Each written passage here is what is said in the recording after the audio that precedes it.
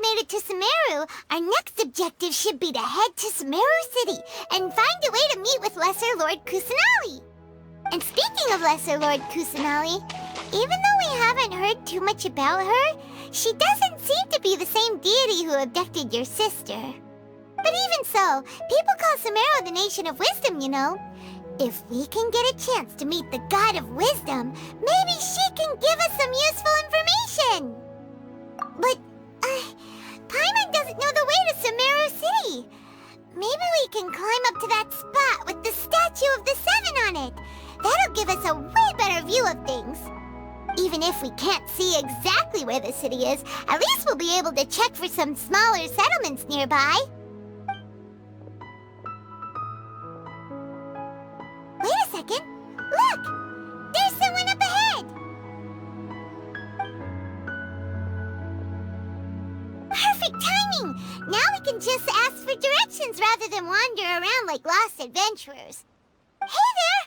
We're not from around here and seem to have gotten a little lost. We'd like to ask for some directions. Huh? Did they not hear Paimon? Hey! You over there! Could you give us some directions? Huh?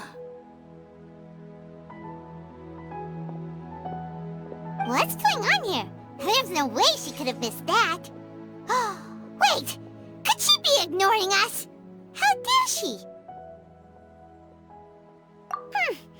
Well, even so, she might be heading someplace where we could find other people to ask. Let's keep our distance and follow her. When we get the chance, we'll just ask someone else for directions.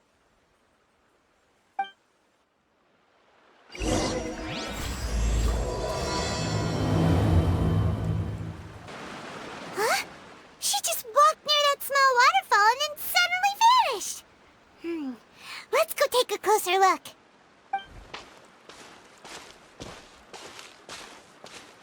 Paimon thought this cave would lead to a village or something, but, it looks like that's not the case. Look, she's sitting over there. Wait, she couldn't possibly be living here, could she? What should we do now? Do we try asking her for directions again? Alright then. It's not like we have anyone else we can ask. Even if she's not very friendly, we just need her to point us in the right direction. That's all. Oh. What a lovely smell. It's coming from that sensor over there. This is definitely not your typical place to call home, but at least it smells nice. Maybe living here wouldn't be too bad after all. Huh? What's the matter? You don't look too good. What? Is the smell making you feel sick? Strange. Paimon doesn't feel anything.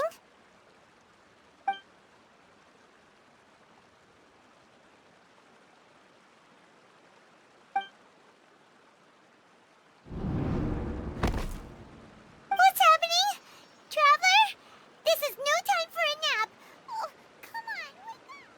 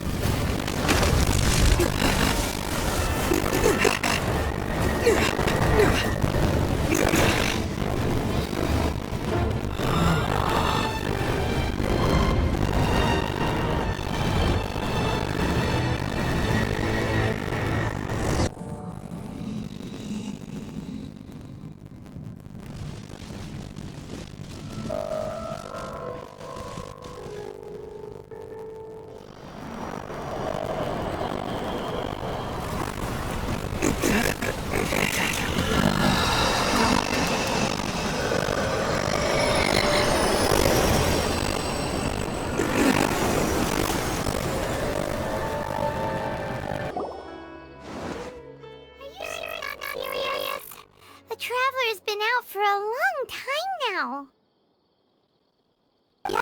you could relax. Believe me, Master is extremely knowledgeable. If he says that he's going to be alright, then there's absolutely nothing to worry about. Oh, are you awake now?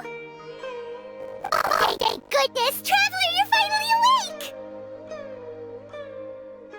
Well, we're at... Good question. Where are we? Haima was in such a panic when you passed out that she even forgot to ask what place this is. This is Gandharvaville. It was originally built by scholars from Sumeru as a place to rest in the rainforest. Now it's mainly used by the forest rangers as a base of operations. My name is Kale. I'm a trainee forest ranger. My master and I found you passed out during our patrol, so we brought you here. Oh, no things are necessary. I didn't do anything really. By the way, how are you feeling now? Any discomfort? Oh, that's Master's herbal medicine you're tasting.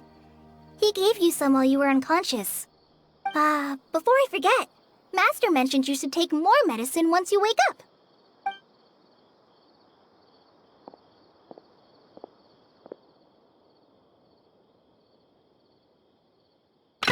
Whoops! Kale, what's the matter? Were you trying to retrieve the medicine? As I've already told you, you must be careful with these. All right, I'll get it for you once I'm finished here. Sorry, Master. Now, the guide to Avidya Forest's edible fungi is clearly posted on our bulletin board. But if Farbode forgets which mushrooms to avoid one more time, I'll have no choice but to leave the guide somewhere a little more visible. Like right smack on his forehead so others can remind him to be careful. Right? This is the second time he's come down with food poisoning this month. I'll be sure to give him a good talking to. Yes, please do. If, on the off chance, Farbode simply enjoys having little imaginary fairies dance before his eyes, then we'll just let him be. But the next time he requires any of our medicine, be sure to charge him accordingly.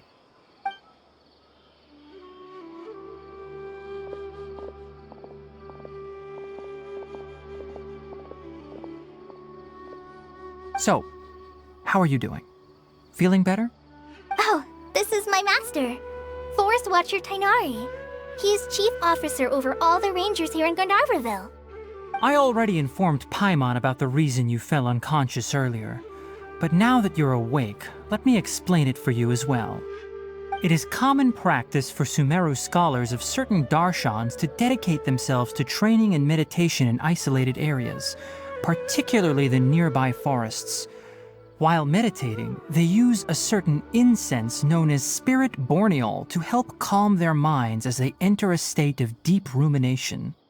In hopes of asking directions, you two followed a scholar named Hypatia into her cave. The incense you smelled inside was the spirit borneol I just mentioned. That incense typically has no effect on most people, but for a very select few, it can have profound effects on one's cognition, as you experienced firsthand. Does that make sense? Very good. Now, answer me this. Did you feel anything after passing out? Say, any out-of-body experiences? Or did you see anything while unconscious?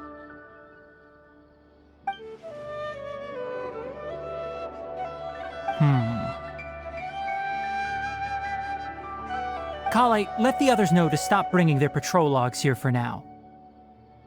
Huh? Why? Because these two will be staying here for the next few days. They can have my room and I'll bunk with Amir. Now get a move on and be sure to do as I've said. Yes, Master Tainari.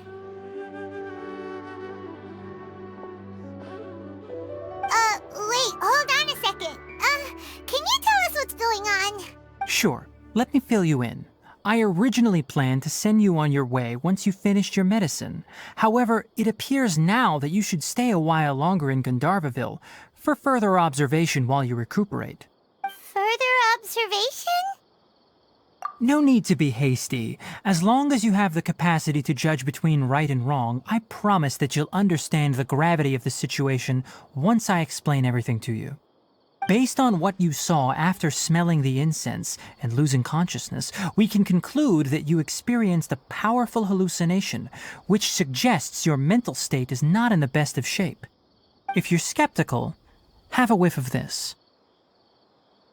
Whoa! Are you okay? You're experiencing a similar sensation as when you passed out, aren't you?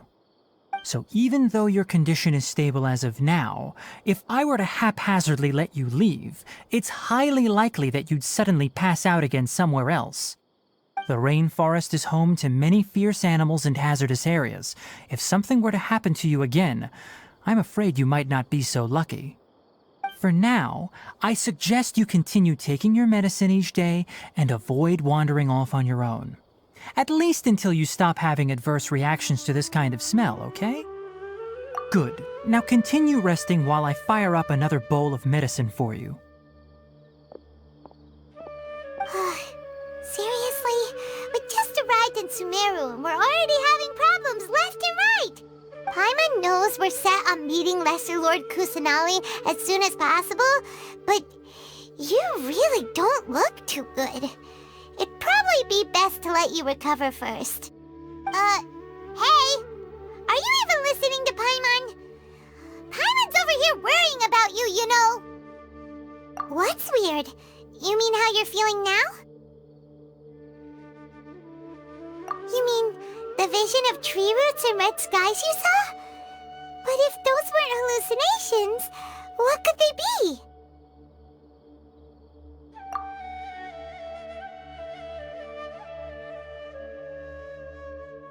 Well, considering how unique you are, Paimon trusts your judgment here. But why didn't you say anything about it to Tainari? If he misjudged your condition, then there's a chance you could get worse, right? Huh? You mean that Tainari already knows that what you saw weren't hallucinations? But if that's the case, why would he try to hide that from us? Oh, Paimon gets it now. That explains why you were so quiet earlier. Well, that settles it then. We'll stay here to rest up and figure out what's going on with your hallucinations. But it seems like asking Tainari might not be an option anymore. What do you think we should do? Good idea. Kale's pretty friendly. We can ask her tomorrow about what she knows regarding the Dendro Archon and customs in Sumeru.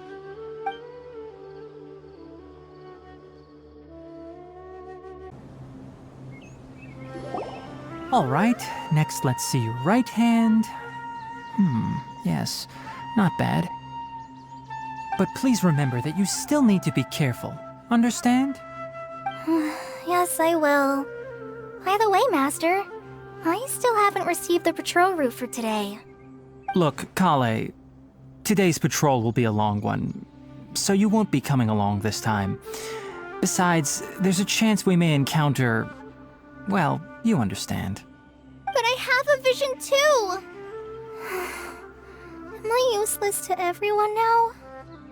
Don't talk like that, Kale. This is not something you need to be worrying about right now. Ah, there you are. Feeling any better? Yeah, since we'll be staying here for now, we thought we might as well try lending a hand around here.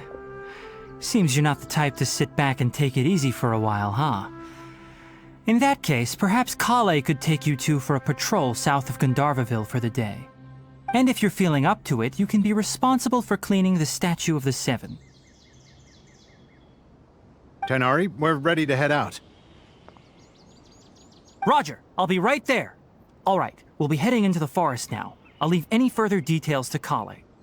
Yes, you can count on me. So, Kale, what exactly are we going to be doing today? Tainari mentioned cleaning the statue just now, but, that doesn't really sound like the job for a ranger. Well, a forest ranger's responsibilities can be pretty diverse.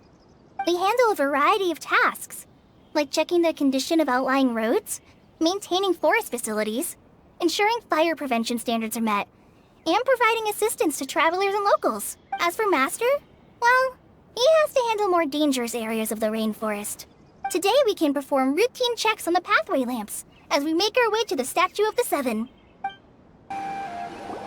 The Statue of the Seven is up on top of that large rock formation.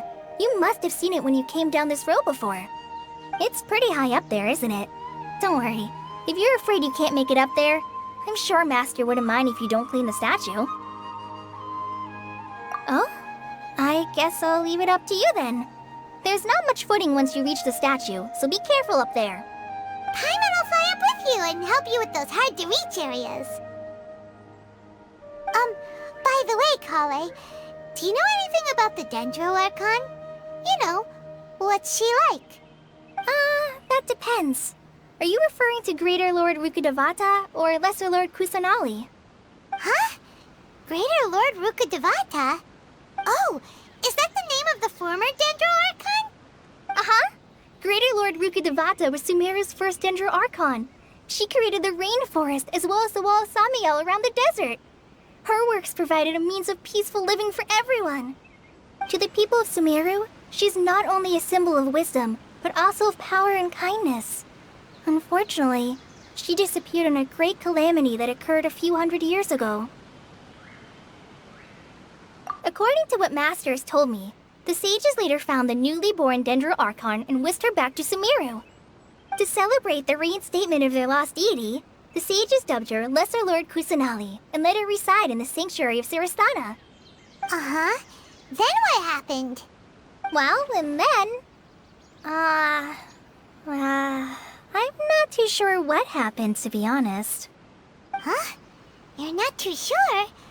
But aren't you from Sumeru? Yeah, I'm from Sumeru. But... Maybe it's difficult to discuss this topic with strangers. If that's the case, then don't worry, we understand. No, it's not that. I'm not trying to hide something from you. Besides, I don't consider you two strangers. Anyway, you two know Amber, right? Wait, Amber? You mean... Yes, that's her. I once lived in Mondstadt for a while, and she helped me a lot during that time. You could even say that she helped me become a new person. There's no one like Amber. She lives life to the fullest while always adhering to her strong sense of justice. She's ready to answer the call for action at any moment, but is also very understanding of others. She's like the spark that lights the fire in everyone's heart around her. If you ask me, she's a prime example of a true outrider. She's the first person anyone coming to Mondstadt will meet. You can't help but be enthralled by her charm and enthusiasm, causing you to fall in love with the lands of Mondstadt and... sorry. Paimon thought the work of Outriders was a little different from what you just described, but one thing's for sure, you really like Amber. Sorry. I was rambling on just now. It must have sounded kind of weird. It's alright, Kale. Knowing that you're a friend of Amber somehow makes Paimon suddenly feel a lot closer to you. So, how do you know that we've met Amber? Well, after I returned to Sumeru, Amber and I have stayed in touch by writing each other letters. In one letter, she mentioned that Mondstadt was attacked by a fearsome dragon, but the city was saved by a mysterious blonde traveler and their floating companion. I knew you two were the ones she mentioned in the letter the moment I saw you. But, considering everything you've been through that day, I thought it'd be inappropriate to bring it up. Ah, so that's how you knew. Yep, so please know that you two have my complete trust. Really. I wish I could tell you more about the Dendro Archon, but I have been away from Sumeru for some time, and I haven't read any books. Sorry. That's alright. You've already helped us a lot. We had never even heard of Greater Lord Rukkhadevata or the Sanctuary of Surasthana until you mentioned them. Oh, I'm happy that was helpful. There is one thing I want to ask, though. Why do you two want to know about the Dendro Archon?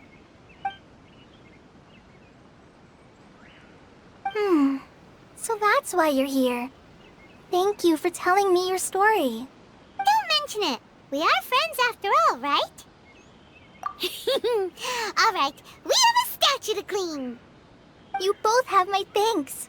While you two are up there cleaning, I'll go ahead and inspect the forest canopy. Let's meet back here shortly. Huh. Now that Paimon looks at it, the deity that's carved on the statue is kinda small. Do you think she's supposed to be Greater Lord Rukkhadevata or Lesser Lord Kusanali? The name does seem to fit the statue somehow. Well, anyway, we'll have to figure that out later. Let's get started on cleaning the statue. Paimon will fly up and take care of the top, and you clean everything below.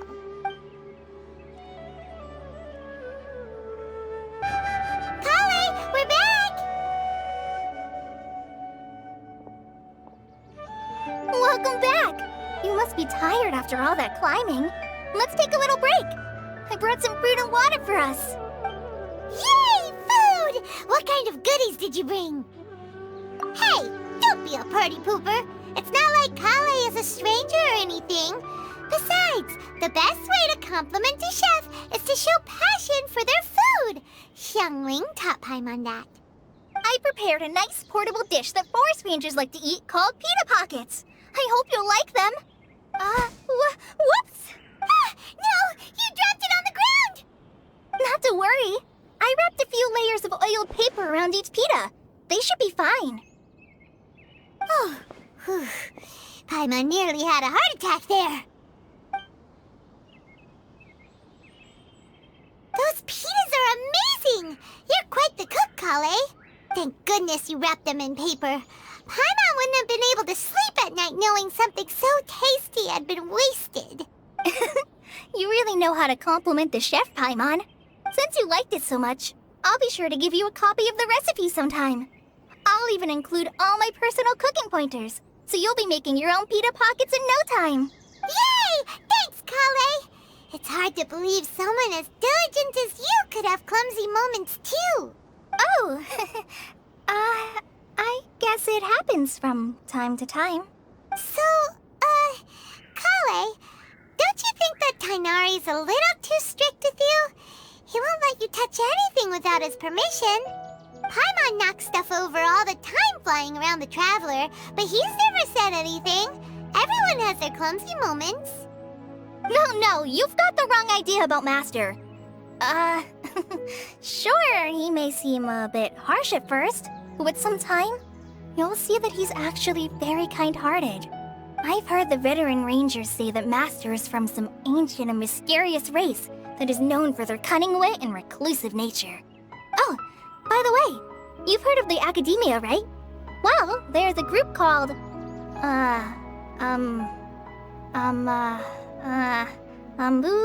something? Well, anyway, because Master does a lot of research on plants, sages from the Academia have written him many times, inviting him to take up an official position there. But Master declines their offers every time, saying, Sumeru City is too noisy. It'd be bad for my ears. Seems you already know him well. Anyway, I'm sure the sages were not happy about his responses. Master could obviously have a bright future in the Academia, but he insists on sticking to the path of a forest watcher. Every day he helps the locals of the forest and passes on his extensive knowledge to trainees like me. In fact, Master's the one who taught me how to make pita pockets. Really? Paimon would have never guessed that. Oh, speaking of Tainari, he was the one who took care of you after finding you passed out yesterday. He even carried you all the way here. Paimon's still kinda upset, though. He kept scolding Paimon the entire way here. Oh no, I'm sorry. Master might have been overreacting a little. But, it's mostly because Paimon wouldn't stop yelling, Why, oh why, is he going to die? It probably started to get under Master's skin after a while. Hey! Don't laugh! Paimon was genuinely concerned about you. Hey! Now even Kale's starting to laugh. Ugh, that's it! Paimon won't forget this! It's time for some Paimonial wrath! No! Don't touch me!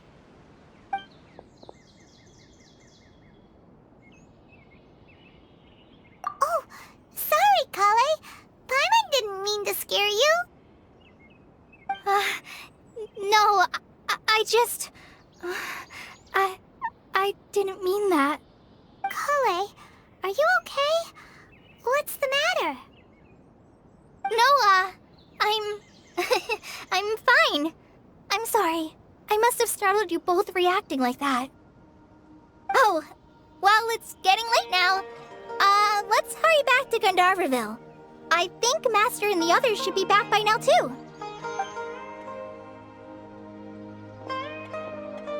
Huh? What was up with Kale just now? And why is she in such a hurry all of a sudden? Look, she's practically running back. Paimon can't even see her now. Ah, Traveler. You've returned. Yep, we're back. Have you seen Kale by any chance? Oh, Kale? Yes. I saw her go into her room just a moment ago. Oh, okay. Guess we'll just have to wait and talk to her tomorrow then. Ah, it's you two. I was just about to go look for you. Huh? Tighnari? What are you doing here? Where's Kale? I came to check on Kale's condition. To put it simply, she's not well. You mean she's sick? How could she be... Oh, wait a minute. Could it be because of what I did yesterday? No need to worry. Something as small as you could never harm her. This is something that Kale has been dealing with for some time. Kale has been more excited than usual since you two arrived. A little too much so, to be honest. She hasn't remembered to take care of herself. I suppose it's understandable, though. She hasn't been around anyone she considered a friend for some time now. It must have been refreshing for her to have you two here. So, Tighnari, what's really wrong with Kale? Let's take this conversation elsewhere. Kale just fell asleep after taking her medicine. She needs peace and quiet.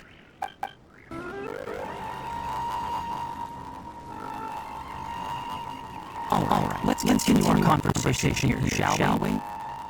To be honest, I hadn't realized that you're that honorary knight from Mondstadt until Kale told me just now. I've also heard all about your deeds in Ueda and Azuma. So, just to clarify, what I'm about to tell you about Kale is not because of who you are or past feats. Instead, I'm going to tell you because Kale asked me to.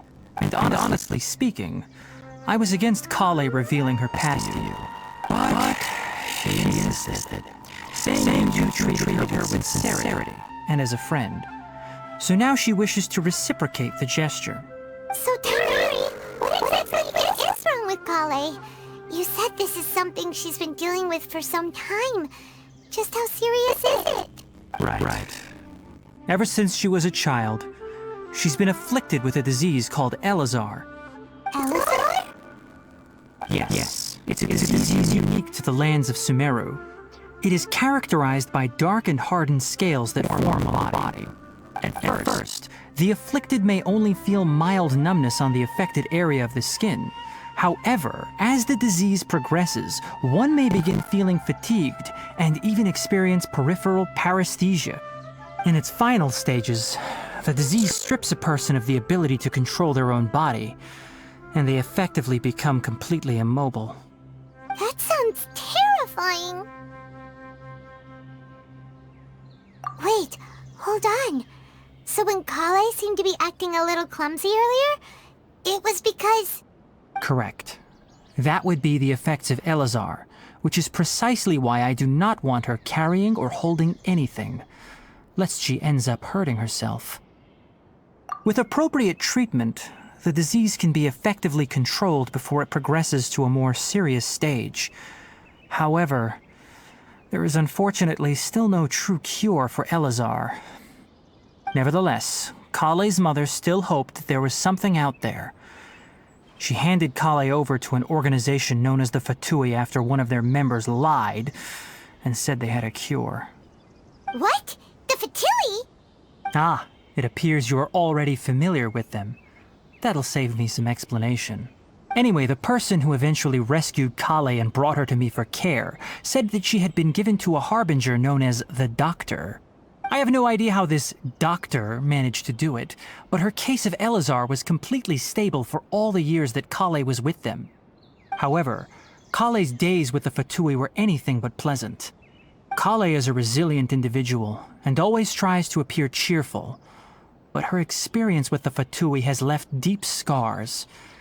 Even now, she can still feel deathly afraid of someone touching her.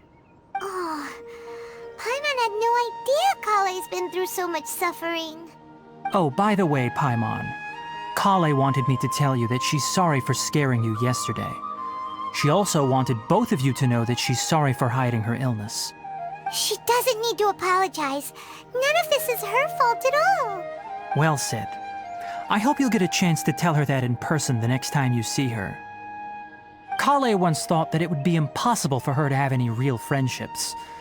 I trust that you two will never let my trainee experience such emotional pain again. Don't worry, Tainari. We'll take good care of her.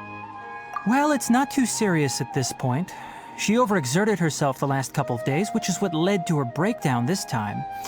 As long as she has taken her medicine and gets plenty of rest, she should get better. Though, I must admit that Kale's condition was much more stable when she first arrived here in Gandharvaville. She was interested in the work of the forest rangers the moment she saw us. I could see that she was serious about learning, so I felt compelled to ask her to join us. Her stamina has gotten much worse recently. Though a moderate amount of physical exercise is always necessary, I'm afraid the long-distance patrols are a little too much for her now. All right, now that I've told you about Kale's past, I think I'll head into the rainforest to find some ingredients needed for her medicine. I'll see you two later. Yeah, we'd like to do something to help Kale too. All right, but I must warn you two. The rainforest is a dangerous place, especially for someone who's still recovering like the Traveler. You must follow closely and listen to every instruction. No problemo. Let's go then. We'll be looking for a plant known as Nilotpala lotus. It's often used to help those afflicted with Elazar recover their energy. Hey, Tainari? Where exactly are we going to find this plant? Nilotpala lotuses can be found all over the rainforest, but it often grows right here around Gandharvaville. Given the name, it sounds like we should be looking for it in the water. You are correct. Nilotpala lotus grows in the water. When fully matured, they look like giant blue flowers floating on the water's surface. Quite an attractive species, if you ask me. The large petals are actually the plant's leaves and sepals, which surround a very small flower. You should note that many of the plants found in Sumeru have names that are contrary to their species. Take the Kalpalata, for example. The plant is not a lotus at all, but rather a vine. And then there's the Sumeru rose, which is not a rose, completely contrary to its name. Oh, okay then. Note to Paimon, never bring up the topic of flowers with Tainari. There should be Nilotpala lotuses growing somewhere in this area. Let's split up and begin searching. If you could manage to gather 4 of them, that would be sufficient. We'll rendezvous here once you've gathered the needed amount. Hey, Tainari! We found the lotuses you requested. Let me take a look. Good, very good. These are all excellent quality. I'm quite glad you two came along. Your exploration experience helped save me a lot of time here. It seems we even have enough time to stock up on some other things I need. Hey, Tainari! Oh, Tainari, someone's calling your name. They're dressed like a forest ranger. Ah yes, that's Amir and the others. But didn't they just set off not too long ago? What are they doing back so early? Let's go find out what's going on.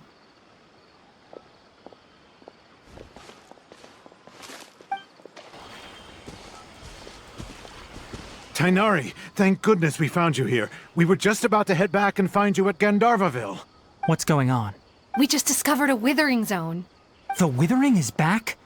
But the patrol route you were on should have been already clear just a week ago. It reappeared so quickly. Can you tell me the exact location? It's up ahead, deep in the river valley. It's appeared in a spot that blocks nearly the entire narrow part of the valley area, so we decided to come find you as quickly as possible. And the radius of the contamination? Sorry, I couldn't get a clear enough view to tell.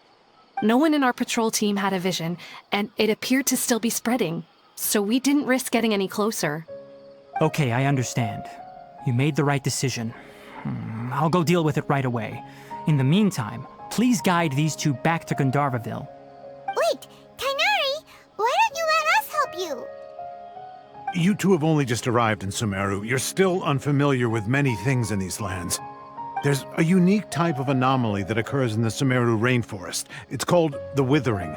The affected areas not only cause nearby vegetation to wither, but it's also lethal to wildlife and even people.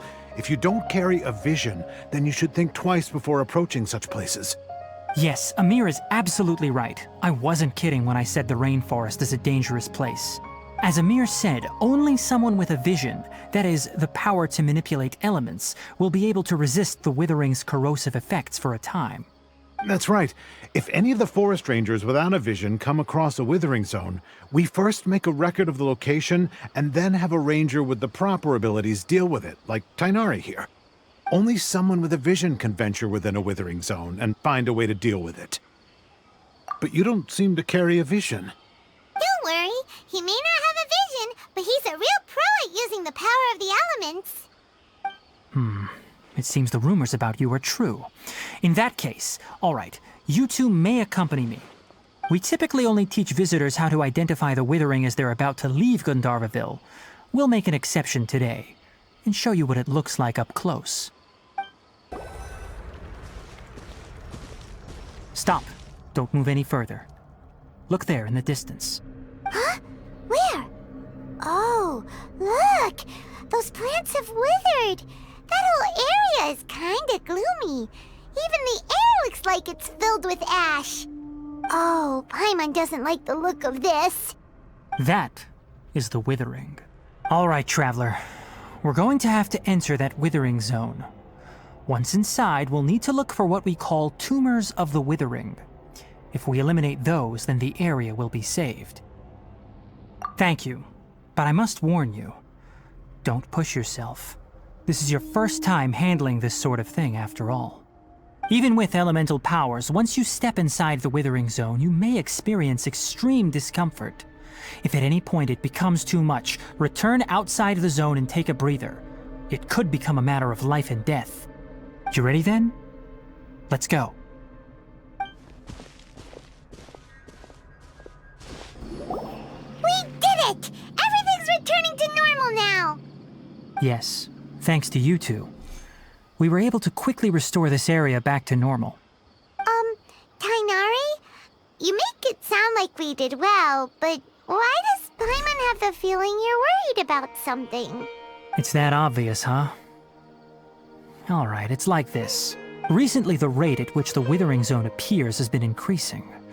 Even though we were able to quickly clear that withering zone, it won't be long before another one appears. If that simply meant more work for me, then that wouldn't be an issue.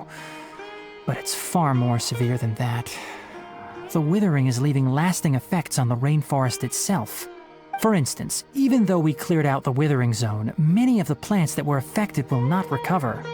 This presents a crisis for the ecosystem itself. Many plants in the rainforest are already in decline, directly impacting the wildlife that depends on those plants. And most disturbingly, as the appearances of withering zones have started to increase, Kale's case of Elazar has also become more serious. Huh? But why's that? I'm still not sure of the exact reason. However, I've received word from acquaintances at the academia that similar cases are being reported for patients with other conditions. No, none that we know of. The withering has been recorded in Sumeru for millennia. It's said that it originates from the depths of the world. By the way, have you heard of Irminsul before? Irminsul is a tree located deep beneath the surface. Although it isn't like any tree we know in a biological sense, you can basically think of it as a large tree that grows downwards rather than upwards. I'm sure you've heard of ley lines, right? They're like the roots of Irminsul, spreading and extending from a massive cavern deep underground all the way up to the surface.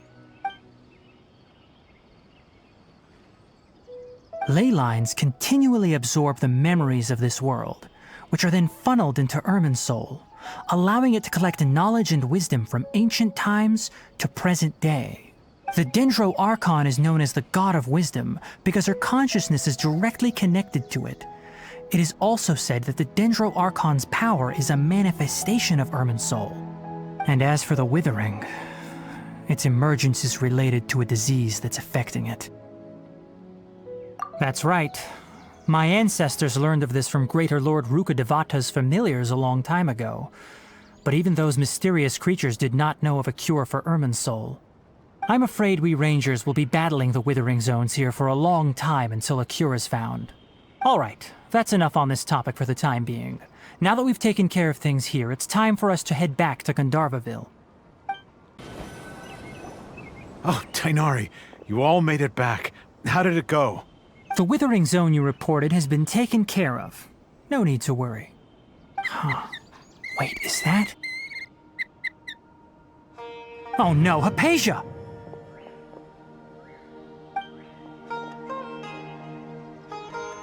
Huh? What's wrong, Tainari? This Duskbird is Hypatia's designated courier for urgent news. You do remember her, don't you? She's the scholar you and Paimon were following when you first arrived in Sumeru.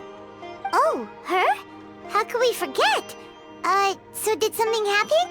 Let me see what's written in the letter first. So what's it say? And what's with that weird expression on your face? Just let Paimon read it. Huh? All Paimon sees are 3 squiggly lines. Yes, allow me to explain. After we brought you from Hypatia's cave to Gandharvaville, Hypatia resumed her meditation. She must have just finished. It's been nearly 3 days since she's had anything to eat, and it appears she's forgotten to prepare some rations. This letter is her asking us for help. We need to go. What? You mean she's been sitting there for 3 days? Hey, wait, how did you know all that from just a few lines on the paper?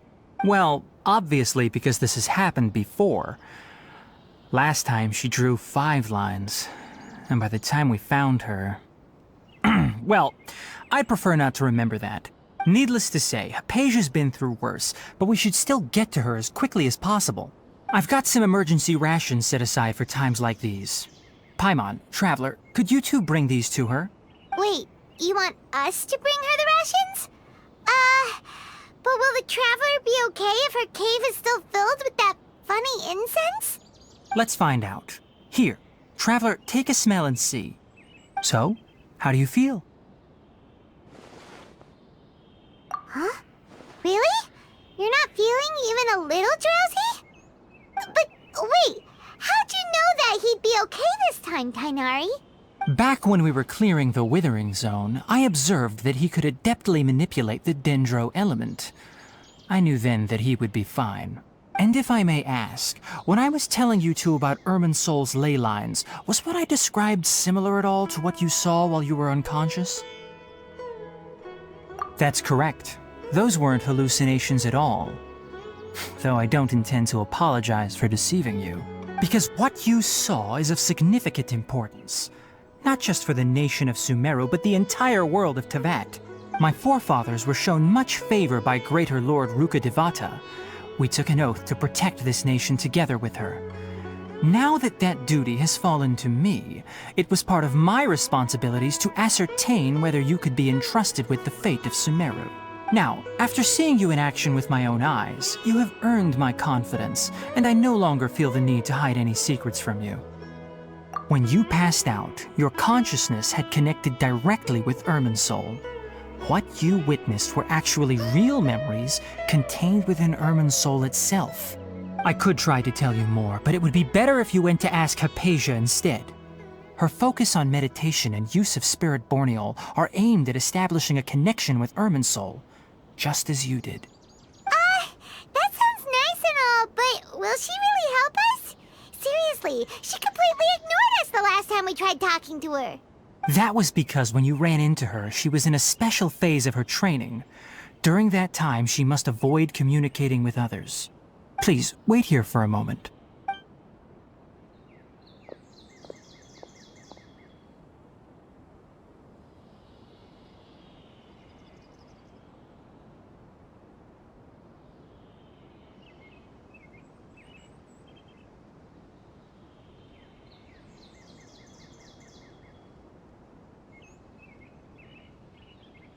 Here, take these. It's a meal I packed for Hypatia, as well as some other ingredients.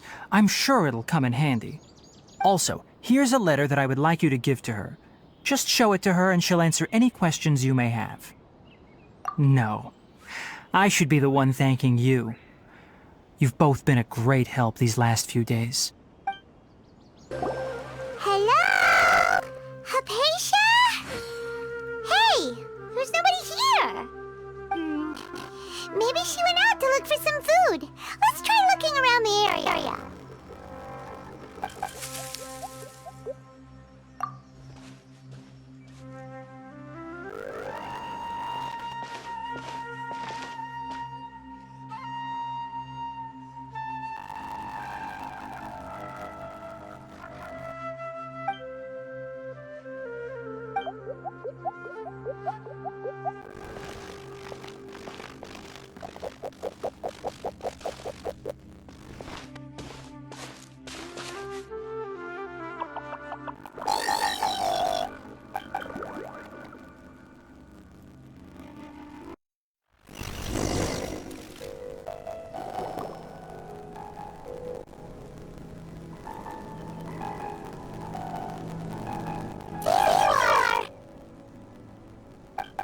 Hypatia, are you alright?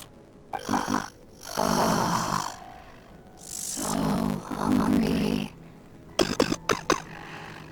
Need water.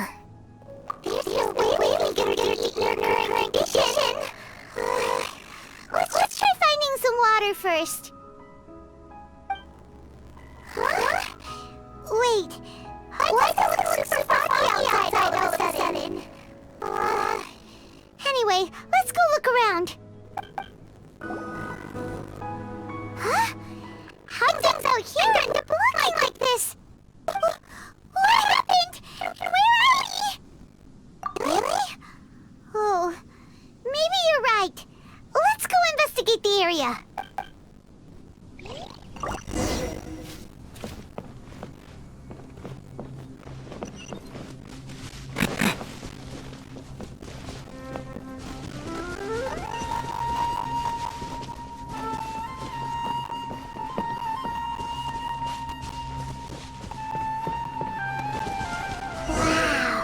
This place is huge! Paimon knew there's something off about that cave. Let's think of a way to get over there and have a closer look. Who knows? Maybe we'll find a lead of some kind.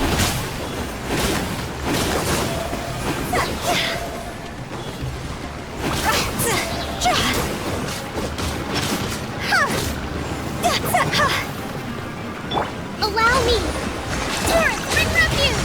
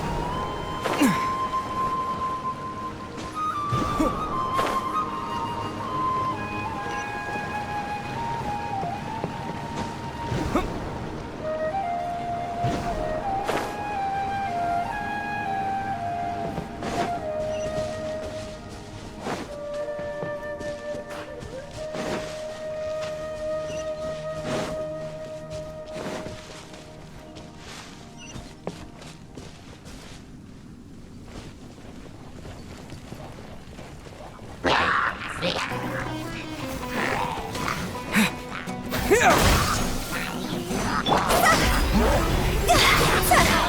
to go! Go!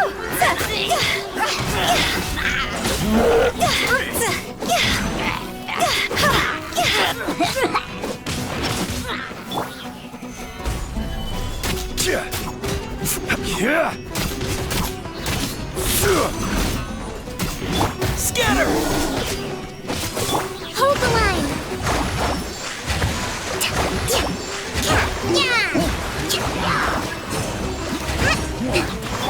Order guide you. Solidify.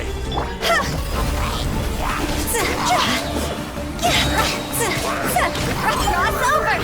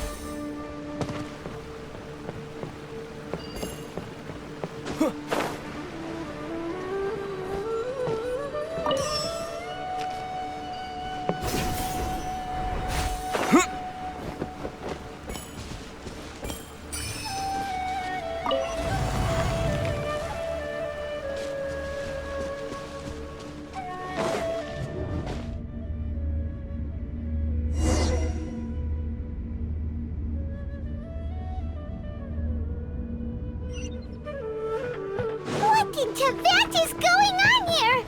This place is getting weirder by the minute. Hey, what's the matter? You don't look so good.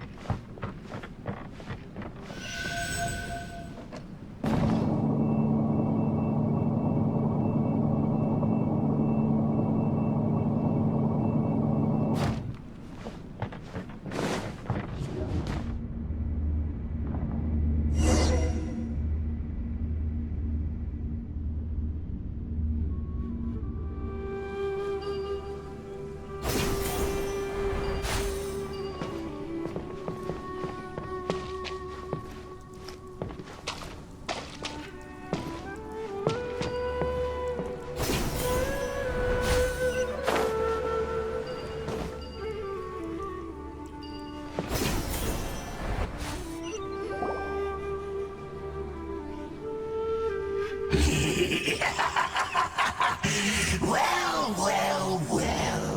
Looks like we meet again, traveler. Samus Herald! What are you planning to do in this strange place? Strange place. Plotting. You needn't worry about such things. They don't concern you. Huh? Why can't we beat this guy? Oh, Paimon doesn't get it! We faced others like him before! What's wrong this time? Traveler, though you may have managed to avert countless crises before, your good fortune was bound to end sooner or later. It's time you realize how weak and powerless you really are. Your sister. Oh, pitiful traveler. Are you really so ignorant?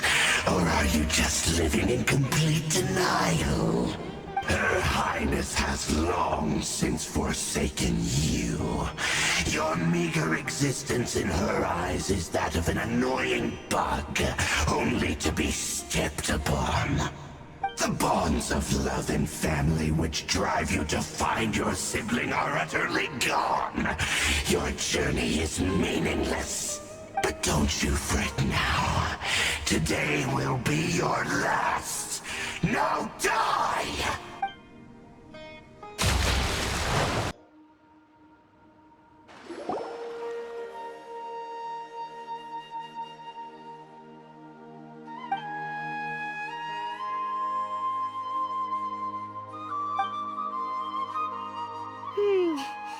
What do we do? We haven't seen Hypatia anywhere out here. Oh, there she is! Quick, let's see how she's doing. So sweet. Well, the good news is that she's still conscious. Hey, why'd you drop her food on the floor like that?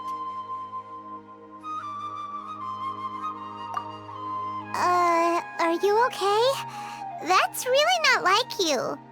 Anyways, we can talk about this later. We better make sure she's all right first.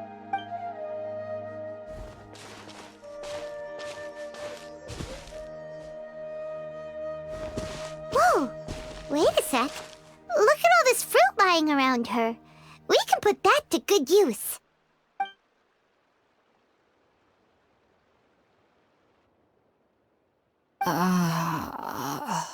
Who is there?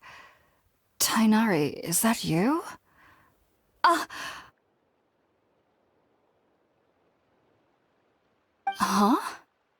It's okay. You can relax, Hypatia. Tainari sent us here to bring you some food and water. Here, we have a letter that he asked us to give you.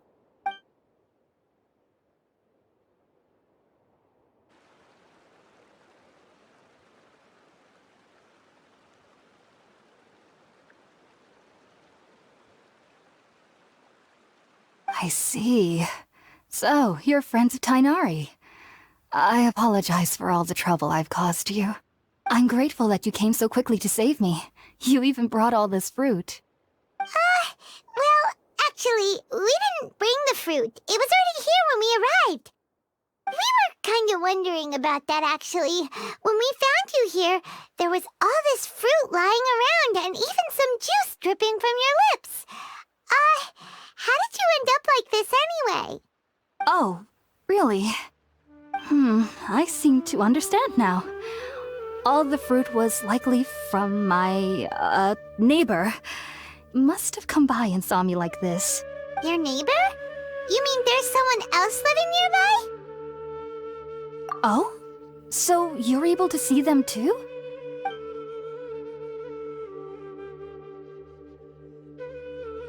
Wait, hold on a second, Traveler. You say that before we arrived, you saw some mysterious creature and suddenly had a strange dream? Isn't that a little too crazy to believe? No, I actually do believe what the Traveler is saying. I myself had a similar experience once before and ended up scaring my timid little neighbor here. You needn't worry. They mean you no harm. They only dragged you into the dream because they hoped to buy themselves a little time in order to scurry away. So, Hypatia, just what kind of creature is your neighbor exactly? I'm not sure what it's called, to be honest. But I do know that they have some sort of deeper connection with the Dendro Archon. I know this because the first time I saw them was also the exact day my consciousness was able to form a connection with Irminsul. Even after I opened my eyes and stopped meditating, my heart was still pounding, and my mind was racing with all the knowledge that I had touched. And at that very moment, I suddenly noticed a small figure at the opening of the cave. In my curiosity, I began to walk over to the creature. They must have already been used to me living in the cave, because they didn't seem to mind me approaching them. They just kept doing whatever they were up to. It wasn't until I crouched down next to them that they suddenly realized that I could see them. Oh! And then? And then I had a dream. By the time I came to, they were nowhere to be seen. I was convinced they'd never show up again. But sure enough, I saw them nearby a few days later. And they weren't alone. I feel like they aren't as afraid of me as the first time I approached them. But I never would have expected them to save me. Yes, no doubt about that. By the way, Tainari mentioned in his letter that you had questions for me regarding Irminsul.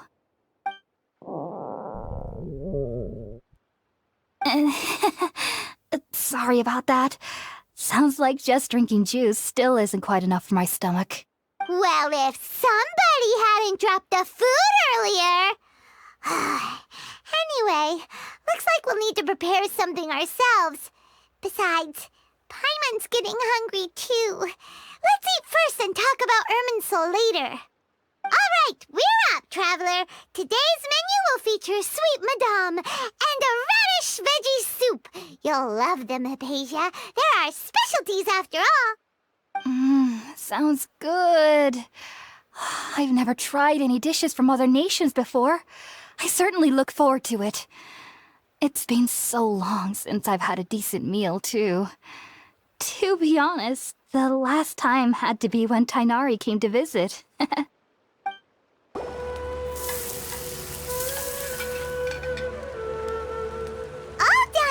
Let's use the empty box that Tainari gave us since we already washed it.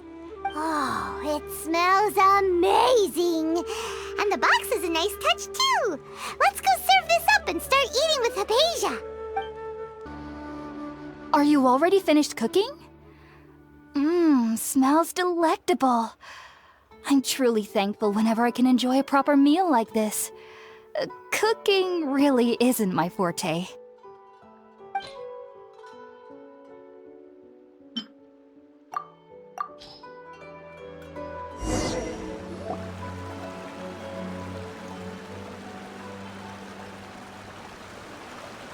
Even though everything you mentioned was in Tainari's letter, it's still hard to believe you were able to connect with Irminsul immediately after smelling Spiritborn eel for the first time.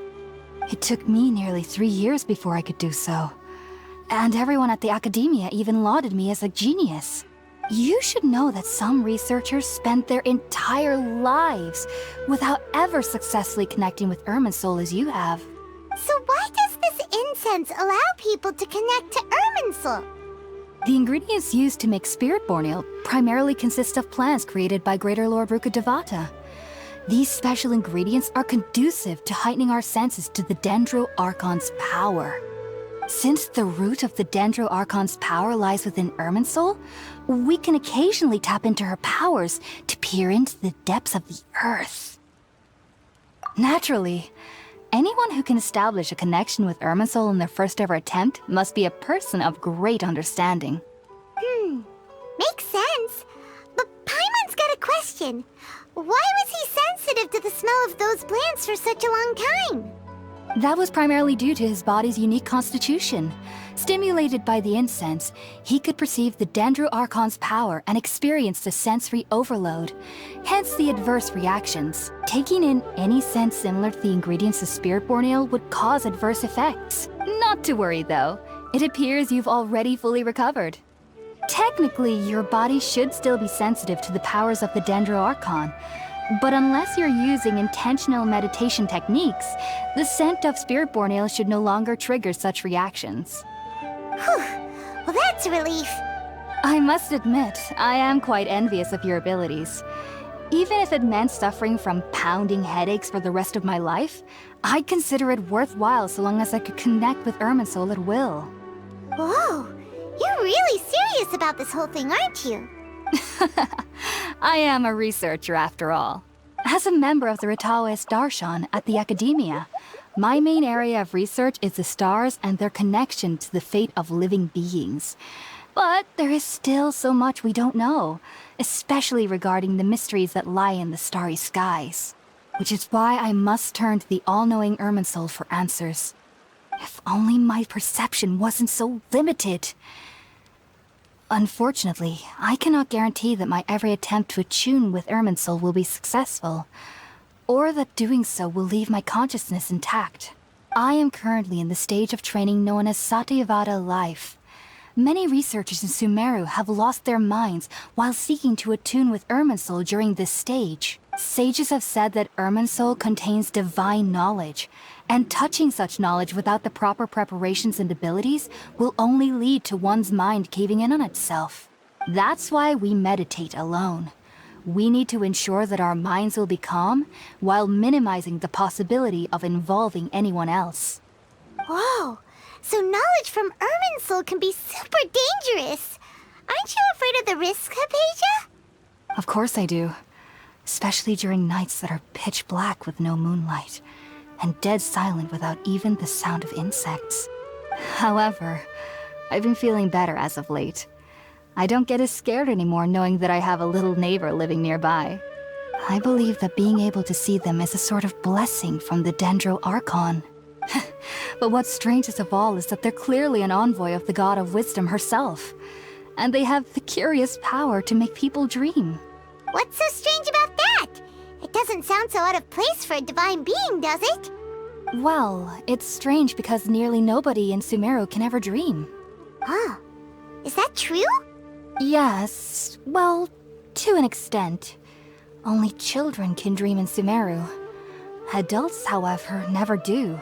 The sages say that wisdom implies rationality, but that which occurs in dreams is often neither rational nor logical.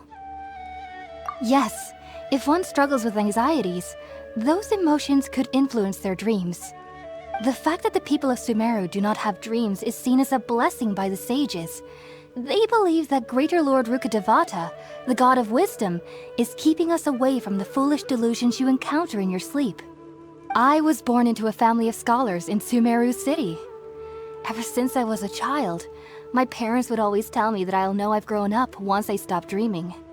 I studied hard, enrolled as a student in the academia, and went on to become a researcher. Sure enough, I never dreamed again.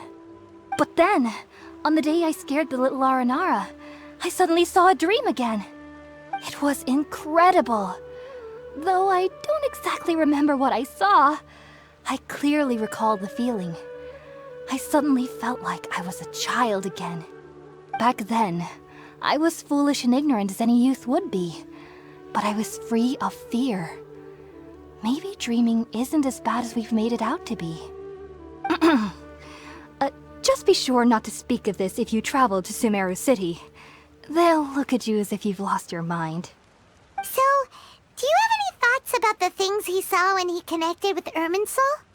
Sorry. I'm afraid I don't have any answers as of now. All I can say is that what you saw is a memory contained within Irminsul itself. World forget me. What could that possibly mean? If only I could ascend past Satyavada life and begin Paripurna life. I might have some more answers for you. If you two are ever in the area again, please be sure to come and see me. There's no need to be thanking me. You two are my saviors. Besides, I'm already looking forward to tasting some more of your cooking.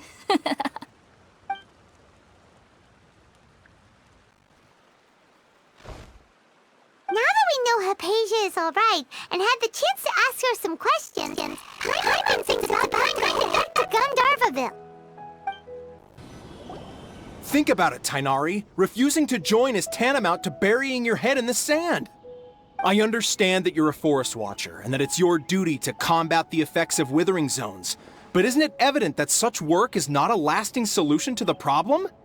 As Sage Kage clearly stated, your presence and guidance in Sumeru City is pivotal in finding a cure for Irminsul. How could you possibly refuse? Keep your emotions in check, Ghulam. Let's at least listen to Tainari's reason for declining. We're here to invite him to the Academia, not to cause a scene. Sage Kage, I am truly honored that you came here in person, but I'm afraid I must still decline your invitation. I am merely a forest watcher. How could the great minds of the Haravatat have any need of someone like me? Well, it turns out that your refusal letter had some implications on your master's reputation. He is a renowned sage of the Immorta, after all. So now I've come here in his stead. I see. Huh. And I figured that given his temper, he would come here and berate me personally. Tainari, your master is an integral part of this effort, and now he requires your assistance. And what exactly does my master need of me, Sage Kage? You'll know, once you've arrived in Sumeru City, that is. And how long will I be required to stay? There's no definite answer as of now. Do you mean to tell me that despite coming all the way here to Gandharvaville, you still can't answer the questions I laid out in the letter to my master? If that's the case, then I'm afraid I cannot give you a definite answer either. Tainari, but you... So be it. Come, Gulam, we're leaving.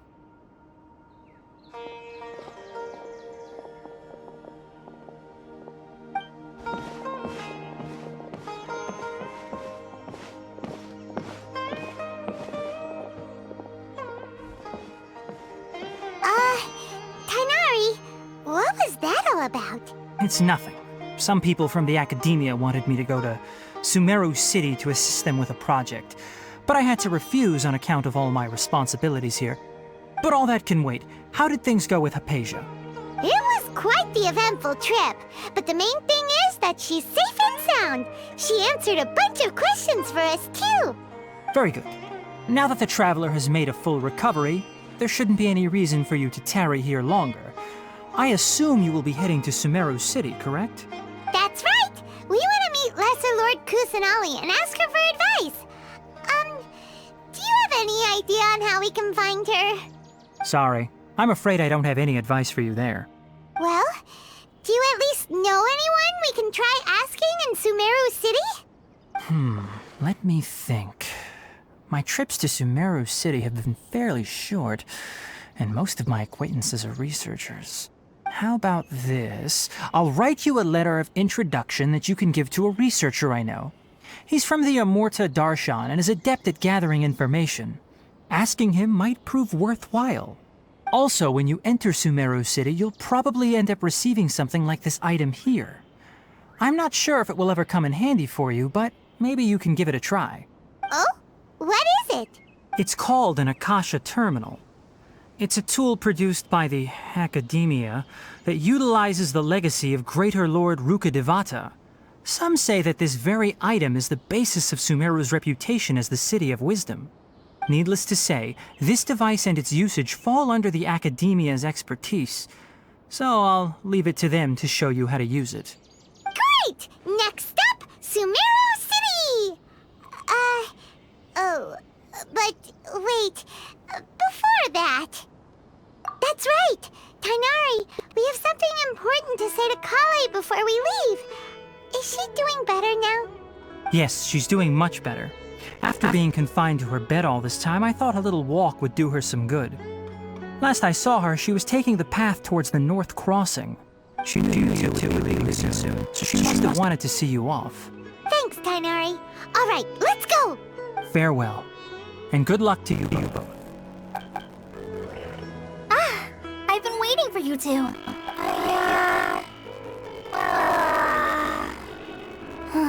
Never mind.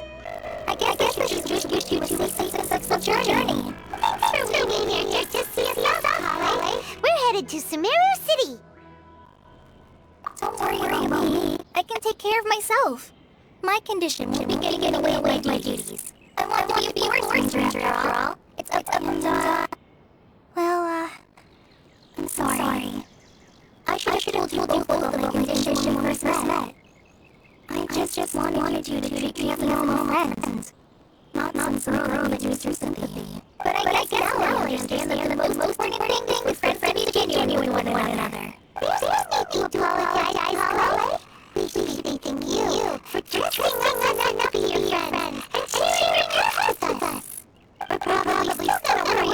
your condition, but that's because we're friends to care about you. Thank you. That means a lot. Before you leave, I have something for you. Oh? What is it? It's my recipe for pita pockets. I told you that I'd give you a copy, remember? My handwriting is a little messy, so please don't laugh. Yay! Thanks, Kale. Now we can go so someone's little pitas whenever and wherever we like. I hope that whenever you eat them, you'll both remember your time here in Darville. Well then, I, trainee Forest Ranger Kale, bid you both farewell. Please go to Darville again. The Rangers will always be ready to assist you here.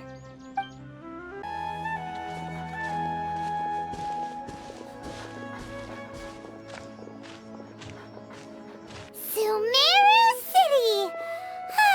We finally made it! Oh, did you see that? When those people entered the city, something on their heads lit up.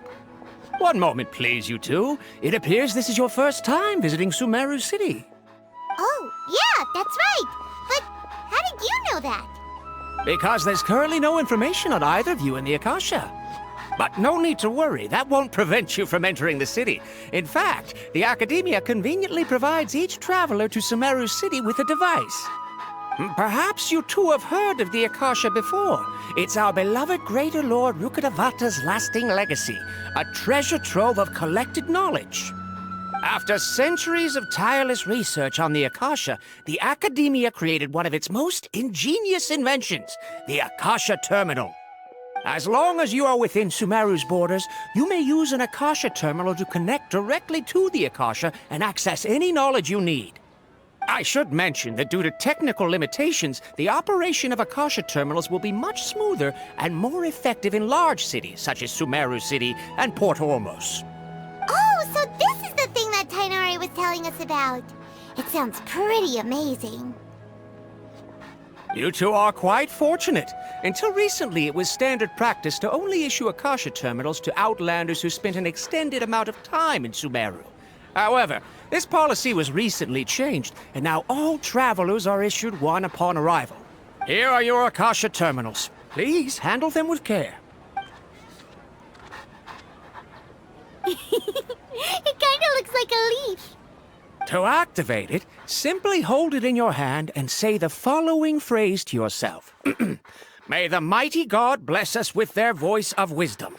Oh, since this little doodad lets you access knowledge, maybe we can use it to find a way to meet Lesser Lord Kusanali. Let's give it a try. Ahem. May the mighty God bless us with their voice of wisdom.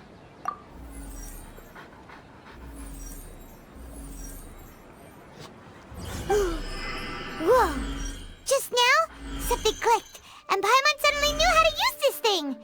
It seems all we need to do is concentrate on what we want to know, and bam! You get it. Oh, that'll come in real handy. Exactly. That is the power of the Akasha. And with that, let me officially welcome you both to Sumeru City. May the wisdom of the Dendro Archon always be your guide. Okay, now that we're in, we can check the Akasha about Lesser Lord Kusanali. Let Paimon try. 500 years ago, the sages found a newly born deity from within some scorched ruins. The deity now resides in the sanctuary of Suristana. Seems pretty similar to what Kale was telling us. Okay, next, let's concentrate on asking how to meet her.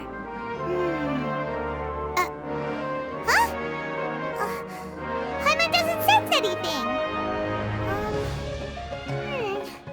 The Akasha didn't respond to Paimon's question. Oh, come on! Focusing on this question feels like when you have something you're trying to remember and it's on the tip of your tongue, but you just can't think of it. Paimon's brain is exhausted.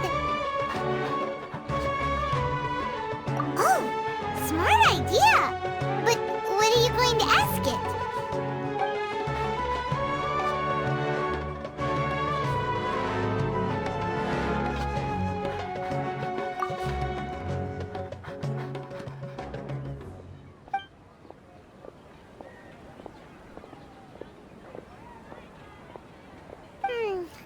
You too? Well, glad it's not just Paimon.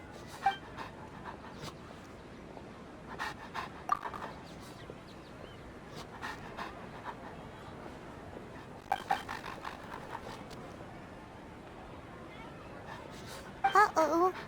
I'm getting all teary-eyed all of a sudden. It feels like the people of Sumeru really miss their Archon.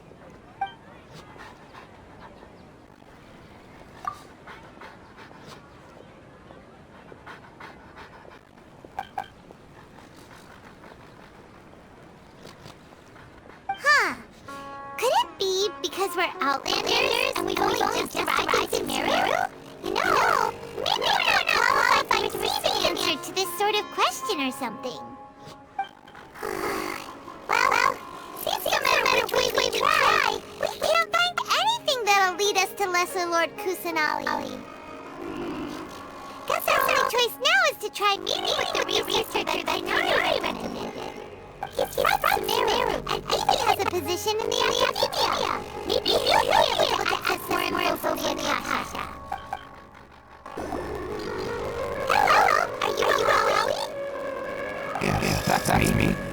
Can I help you? Great! You see, Tainari sent us here and... What? Tainari? Please, there's no need to say anything, really. Sure, I have been in the article I published last month about my best work, and maybe the data didn't produce the most convincing results, but... Here! This is a letter from Tainari! Oh, let me see. What a relief. You two nearly scared the life out of me. So you just have sent someone questions for me? Seems even Tainari acknowledges my innate ability for procuring information. So, what is it you two would like to know? We want to meet with Lesser Lord Kusanali. Do you know a way we can do that? You mean you want to meet the Dendro Archon herself? This isn't exactly my area of expertise, but let me see what I can find in the Akasha.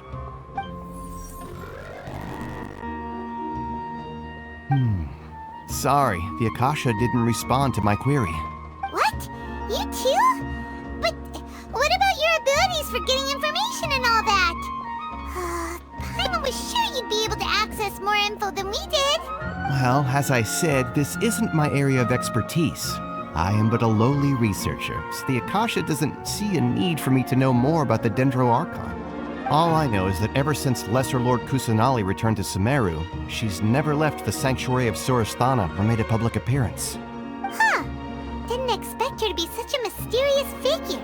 The Dendro Archon is somewhat of a recluse. Perhaps she just doesn't want to entertain visitors, which would explain the lack of information in the Akasha. Aw, but then what can we do?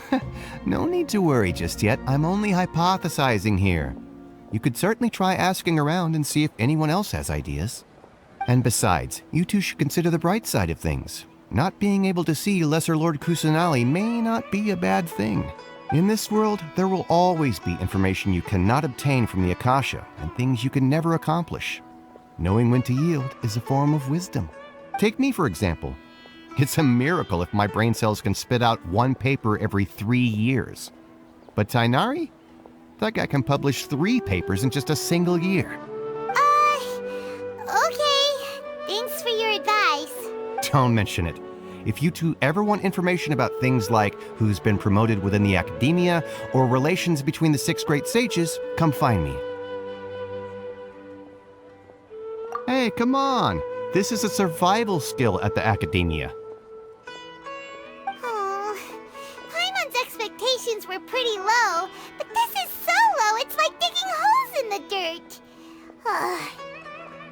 So what do we do now? Even if we want to talk to someone, we don't know anybody here.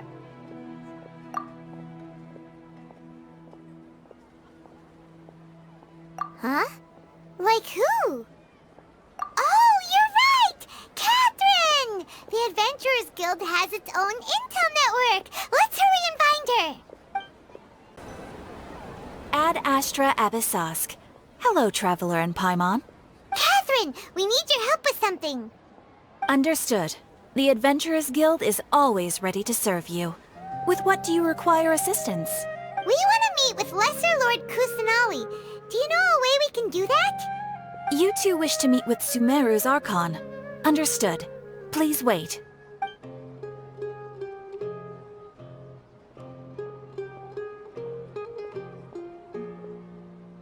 I apologize, but I am unable to call up any relevant information in the Akasha. I'm also unable to locate any pertinent information in my personal memory. Aww, another dead end. Well, if Catherine can't help us, then we really don't know anyone else to ask now. Please do not worry. I may know of someone who can help you two. In Sumeru, the Adventurers Guild does not serve as the vanguard of information. Rather, there are numerous active mercenary groups collectively known as the Eremites. They take on various contracts and work all across Sumeru, so they naturally accrue intelligence. An Eremite brigade called the Corps of 30 is in charge of Sumeru City's defenses. Not only are they the oldest brigade, but they are responsible for managing and coordinating the affairs of all other mercenary brigades. Corps of 30? What a weird name. Supposedly, they are named as such because their ranks numbered 30 at their inception. Asfand, an advisor with the Corps of 30, maintains good relations with the Adventurers Guild. Though he's already retired, he and his words carry great weight within mercenary circles. If you'd like to get in contact with him, you can find him at the Corps of 30's headquarters, the Citadel of Regzar. You're welcome. I wish you two the best of luck. We look forward to your exploits in Sumeru.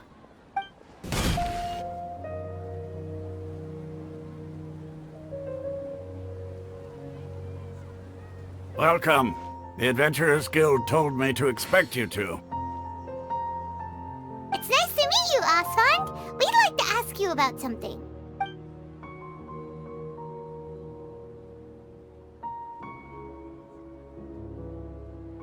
I see. So, Catherine's the one who sent you this way. Ha! It's true that the Eremites' network is vast, but even I can't help you meet the Dendro Archon. Wait, seriously? That's it? Afraid so. The Eremites aren't terribly religious, so we don't know much about divinities. As far as the Akasha goes, we can access even less than you. We originally came from the desert. The gods there died off long ago. Since those days, we've used our own two hands to carve out a living. We don't beg gods for their aid. It isn't just us, though. If you ask me, I think most in Sumeru aren't interested in Lesser Lord Kusanali. Oh? Why's that? Just take the Academia, for example. They're the ones who truly rule Sumeru. Although they believe in gods, most of them only care for the late Greater Lord Rugadavada. In their eyes, she was the one who founded Sumeru and gifted us with the Akasha.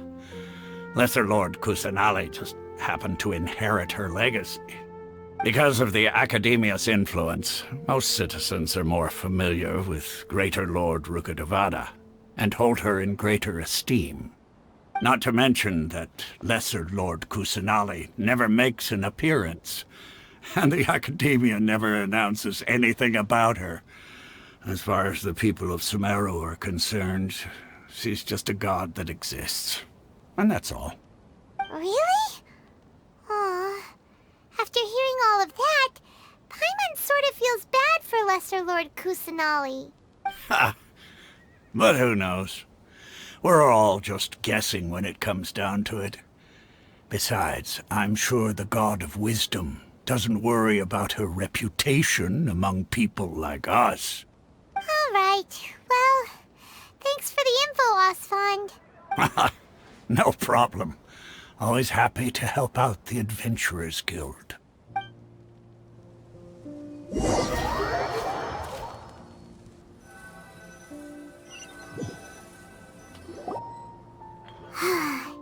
Seems Asfand was right about most people's attitudes here.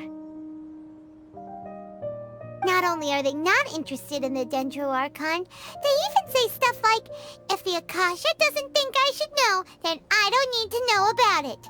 We've been asking for information non-stop ever since we got to Sumeru, But the harder we try, the more helpless everything seems. Isn't there at least one person in this entire city who cares about Lesser Lord Kusanali? Oh, you two are interested in Lesser Lord Kusanali? Huh? Who are you? From the sound of it, you two are Outlanders who recently arrived here. You've been asking around for information on Lesser Lord Kusanali, right? Oh, I'm sorry. I forgot to introduce myself. I'm Dunyarzad, one of Lesser Lord Kusanali's faithful followers. Whoa, really? Then do you know how we can meet with her? I'm afraid I can't help you with that. But your conversation earlier did happen to remind me of a legend about the Dendro Archon. Sure. It goes like this. Long, long ago, there was a man who heard a prophecy. It predicted that a great calamity was about to befall him. Panicked by what he heard, the man sought out the Dendro Archon in hopes that she would bless him with the wisdom to help him escape his predicament. The man journeyed across deserts and through rainforests and experienced tribulations of every kind. However, he still couldn't find any trace of the Dendro Archon. In despair, he thought, alas, the Archon has abandoned me. He then had no choice but to sorrowfully resign to his fate. Okay, and then what happened? And then, the calamity came. But to his own surprise, the man felt somehow emboldened by the trials of his journey. By relying on his own strength, he managed to overcome the adversity. At that moment, a bird perched upon his shoulder. This bird was, in fact, an avatar of the Dendro Archon. She said, "O Archon Seeker, do you now understand? She and her wisdom have long been found by you. Along your journey, we were in every flower and blade of grass, every ray of sparkling sun, and every breath of dancing wind. So long as you continue to think and ponder, we'll be wherever you go." Yeah, thanks for the story! Paimon feels all warm and fuzzy inside after that. In a way. It seems like this story is also one of the Dendro Archon's avatars. Dunyarzad, since you worship Lesser Lord Kusanali, can you tell us anything else about her? Of course. So did you two know that, I'm terribly sorry, but it seems something's come up now. Let's chat another day.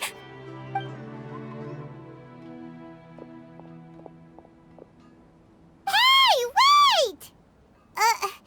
What the heck just happened? It looks like they're searching for someone. Dunyarzad was acting super nervous just now. You think they're looking for her? This stinks! We finally managed to find a lead about Lesser Lord Kusanali! We can't let them get in the way now! Let's see if we can get rid of them. Then we can catch up with Dunyarzad! Hey, have you two seen a brown-haired girl wearing a purple top and a long blue dress? We're looking for her. Did she have bandages wrapped around her wrists? Yes, that's her. Did you see which direction she went? Yeah, she went that way. Quick, after her!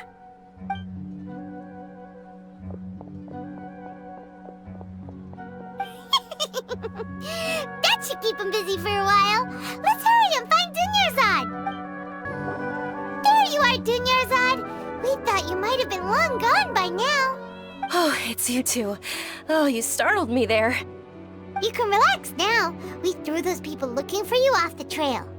Really? Thank you so much.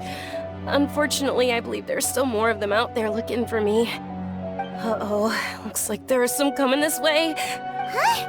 More of them? Then what are we standing here for? Run! No, wait, my body isn't in the best shape. It's difficult for me to run. Okay, sounds good. There's a tavern on the other side of the port we can go to. They probably wouldn't expect me to hide in a place like that. All right, let's move out. Stay behind us. We'll keep an eye out for anyone looking for you.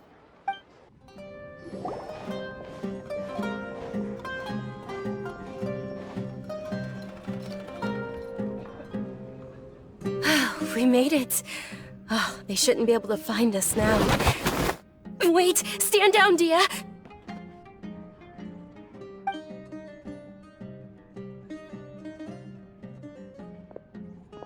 My lady, who are these two? They're travelers that I met on the street just a moment ago. They happened to notice that you were all searching for me, so they helped me hide. I see. In that case, you two should scram. There's nothing here for you. Wait a sec! Who the heck are you? And why are you shooing us away? I'm Miss Dunyarzad's bodyguard, here to see that she returns home safe and sound. My lady, let's get going. You've been gone for so long that your parents are worrying themselves sick. And if I refuse to go with you? It'd be easier for the both of us if you cooperated. But if you insist on not going, then I'll have to carry you like a sack of potatoes. Hey! Dunyarzad already said she doesn't want to go back. Why are you still pushing her? Stay out of this. You don't understand the situation. Sorry, my lady. Even though I'm your bodyguard, your parents are my employers. I have to answer to them. How much? Wait, what? How much more do I have to pay you to become your employer? So you never listen to my parents ever again. Double? A triple? Give me some time and I'll get that much. My lady, this isn't about Mora. I don't know what you think of us Eremites, but let me say this. I like Mora, but I'll never go against my principles. That's why I'm here looking for you. Sure, it's an order from my employer, but my conscience was also telling me it's the right thing to do. And knowing your health, carelessly running around like this is gonna hurt ya. For the sake of those who love you, don't be stubborn. No, you're wrong. I'm aware of my limits, and I know what I'm doing. Honestly, the only people being stubborn right now are my parents. And they know perfectly well that it makes no difference if I'm at home or not. They still won't accept reality. And every time I bring this up, they just change the subject. Dia, you've been living with us a long time already. This should be old news to you. Dia, I know it hasn't been easy for Mother and Father, and I'm grateful for everything they've done for me. But there's someone else in this world I'm also grateful to, because she saved me. The love I have for her is the same I have for my parents. This is my life and my last chance. So I want to do something meaningful. My lady, are you sure what you're doing now is meaningful? Yes, I'm sure. At least, it is to me. Fine, I won't ask you to return home anymore. But let me make something very clear. I'm only doing this because I respect your determination, not because I agree with you. Thank you, Dia. Sorry for being so rude just now. My nerves were acting up. And I even brought up your payment in such an offensive way. Don't worry about it, my lady. I did say that I like Mora. Besides, that's our next topic of conversation.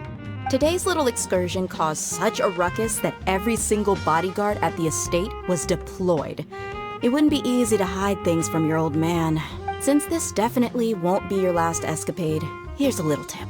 You should at least make it look like your room and things are still in order when you leave. Also, you'll need someone to cover you for when you're out and about. So, I'll let you hire me, my lady. This way, everyone wins. As for the pay, let's say half of what your father pays me. We can settle the bill when we return to the estate. Okay, deal. Yay! Looks like they've reached an understanding.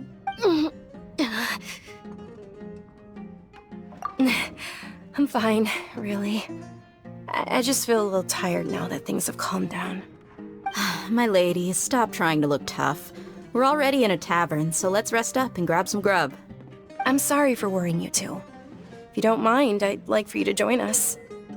Sure! After you rest up, we want to hear more about Lesser Lord Kusanali.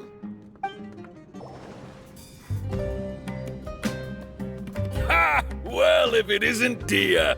Haven't seen you in nearly half a year. Word on the street is that you're a bodyguard for the Homayani family now. Ha! Don't you find that kind of work boring? Nah, you get used to it. How about a menu over here? You got it. Huh? Isn't this little Miss Homayani herself? We don't get to serve personages like you very often. We'll be sure to prepare our very best.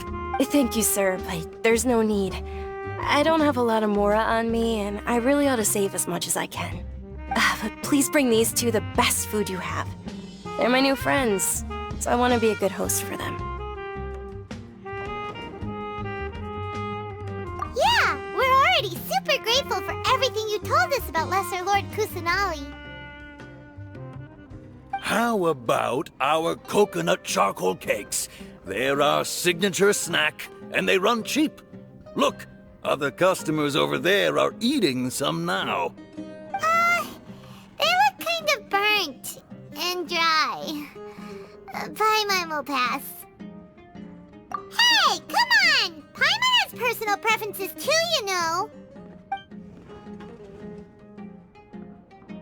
Dunyarzad, we asked a lot of people when we first arrived, and almost nobody was interested in Lesser Lord Kusanali. So, what made you want to follow her? Well, remember when you asked me if I knew how to meet the Dendro Archon? Even though I don't know how, I think I've actually seen her before. Huh? Really? Yes, it was when I was a child. At the time, my illness had kept me bedridden for the better part of a year. I was stuck inside and couldn't make any friends, and my parents did their best to find treatments for me. But even then, the Akasha didn't have any helpful information. My younger self no longer had any hopes or dreams. One flare-up was so bad that I was in a semi-conscious state for several days. Then one night, I woke up alone in my room. I was terrified. My body was paralyzed. Even if I cried, there was no sound. At that moment, an ethereal voice spoke in my mind. Dunyarzad, don't be scared. You don't have to cry. Dunyarzad, don't be scared. You don't have to cry. Who are you? How do you know my name? How do I explain this? You might not be able to understand, but actually, I know everything about you. Really? Of course. I know that you're scared of thunder, that you hate taking medicine every morning, and that you love counting the petals on your mom's skirt. Wow, you really do know everything. Dunyarzad, is there anything you want? Want? Not really. I can't go anywhere or do anything. Huh? But aren't you a child? All children have wishes. Tell me what you want, and maybe I can make it happen. But can you make my illness go away? Oh. I'm sorry. But I'm not powerful enough to do that right now. Then, can you be my friend? After that, the voice said, "Okay, I'll be your friend." Although my body was suffering during those days, that voice encouraged me and told me many wondrous things. Beyond my window was the flourishing Sumeru city. Beyond the city was a lush rainforest. And beyond that was the wall of Samiel, deserts, and all of Tevat. Once I finally made it through that bout of illness, I couldn't hear that voice anymore. I told my mother about it, but she said that I must have been dreaming. But I know that that voice wasn't a figment of my imagination. Before that, I had never heard of Tevat. Yes, for sure. If it weren't for that voice, I would have never grown curious about the outside world, nor would I have learned how to read and enjoy so many books. That voice sparked a desire for wisdom. It had to have been the Dendro Archon. I've been hoping for a chance to repay her kindness. In fact, I was running around today to help prepare the Sub-Zerus festival for her. What's the Sub-Zerus festival? It's Lesser Lord Kusanali's birthday, which was the day that she was found by the sages. It's actually an old holiday that originally celebrated Greater Lord Rukkhadevata's birthday. When she passed away, the holiday eventually became a celebration of the Lesser Lord's birthday. I heard everyone was overjoyed when they welcomed her back to Sumeru. In those days, the festival was a huge deal. But because of the Academia's influence, people have gradually lost interest in the festival.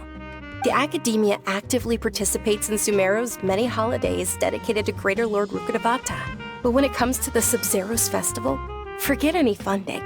They practically act like it doesn't exist. Maybe they see Lesser Lord Kusanali's birth as confirmation of Greater Lord Rukkhadevata's death, so they're reluctant to celebrate it. Aw, but that's awful. It is. It's absolutely terrible. Sure, the Greater Lord founded Sumeru, but hasn't Lesser Lord Kusanali been the one quietly protecting us for the past few hundred years?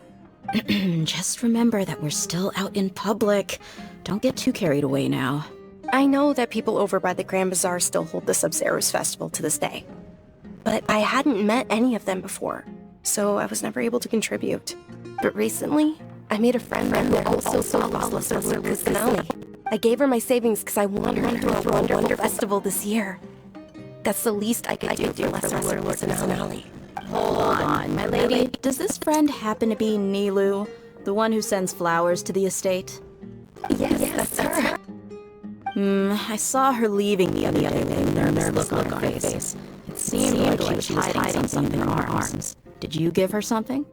Yes. Initially, I didn't have much more prepared. So I had Nilu sell one of my skirts. I've agreed with Nilu to meet up at the Grand Bazaar today and see how things are coming along. Dia, would you come meet me? Sure. That's quite the trip, though. I'll carry you. No, that would be too much. Even for you. You might as well just accept the lift. If I let you walk, who knows how long it'll take us. And if anything happens to you, then I really never hear the end of it from your father. Of course. And Nilu will be thrilled to hear there are more people interested in Lesser Lord Kusanali.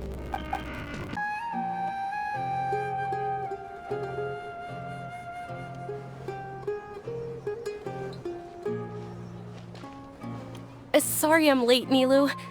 Oh, Dunyarzad. It was taking you so long that I assumed you got trapped at home, but you made it in the end. Uh-oh.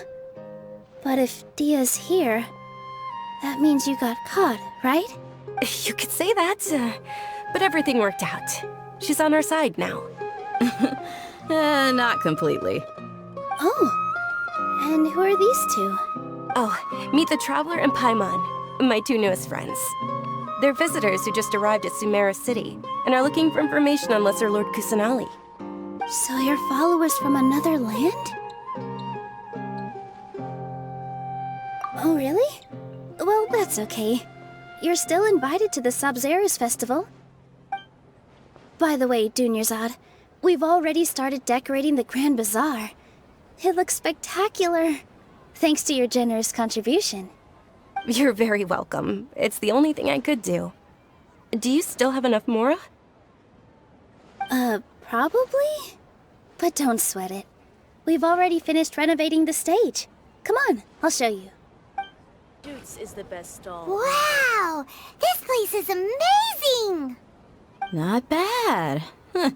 Last time I was here, the stairs were full of holes. The stairs were nothing. A little while ago, we discovered that the tree above the stage had a huge chunk of bark ready to fall off. Mr. Zubair was worried sick. We reported it to the academia many times, but they never sent anyone to deal with it. We didn't want anything bad happening, so we were going to cancel all the stage performances. Oh, probably because it was the theater asking. The academia looks down on performers like us. They probably think it would be best if the theater closed down completely. We can't let that happen, though. Not only would everyone involved in the theater go hungry, but then we wouldn't be able to hold the Sub-Zero's festival anymore. Thank the Dendro Archon for Dunyarzad. With the Mora she gave us, we hired someone to patch up the tree, and we also gave the stage a much-needed makeover. The stage is going to be even prettier when it's festival time. I can't wait for you to see it.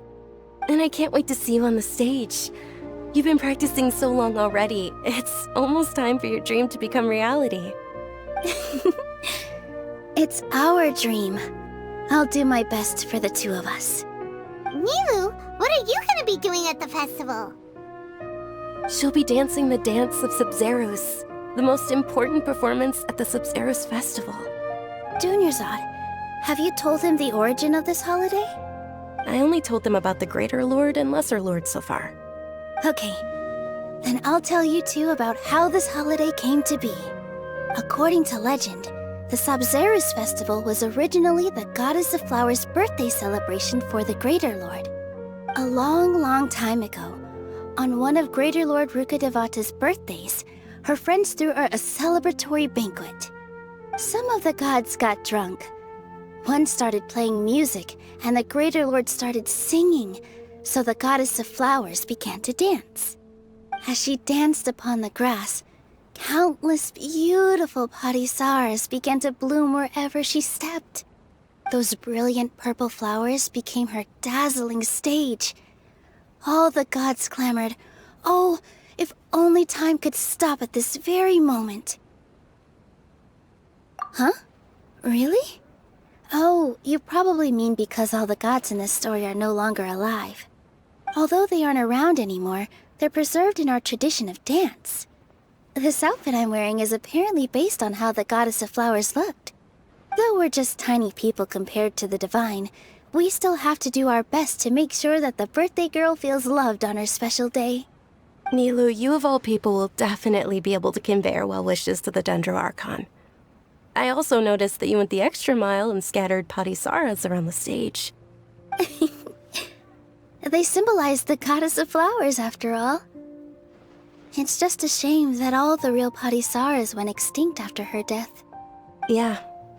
The Greater Lord brought forth parisaras in memory of the Goddess of Flowers, but she ultimately could never truly replicate that beautiful purple.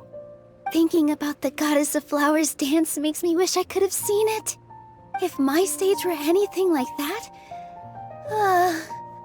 I'd be thrilled if I had just 2 real parisaras on the stage. So, Traveler and Paimon, what do you think? Interested in the Sabzeruz festival? Will you two be coming? All of Lesser Lord Kusanali's followers will be there for her birthday. It'll be a good opportunity for you to learn more about her. Ooh, Paimon thinks that's a great idea!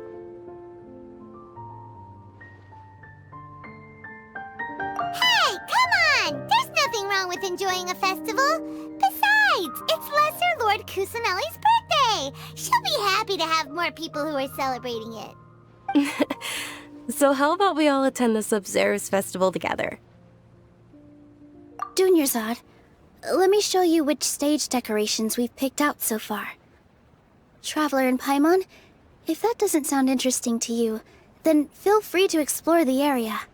Everyone at the Grand Bazaar loves Lesser Lord Kusanali, and we're all looking forward to the Sabzeruz festival. In that case, we'll take a look around.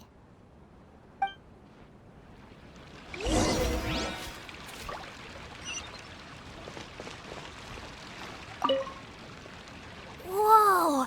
What's with your yellow hair? And why do your clothes look so funny? Are you an Outlander? Did you know that the Sabzeruz festival is about to happen? There'll be loads of fun things to do at the festival. But the best part is when Ferris, the Knight of Flowers, passes out candy to everyone.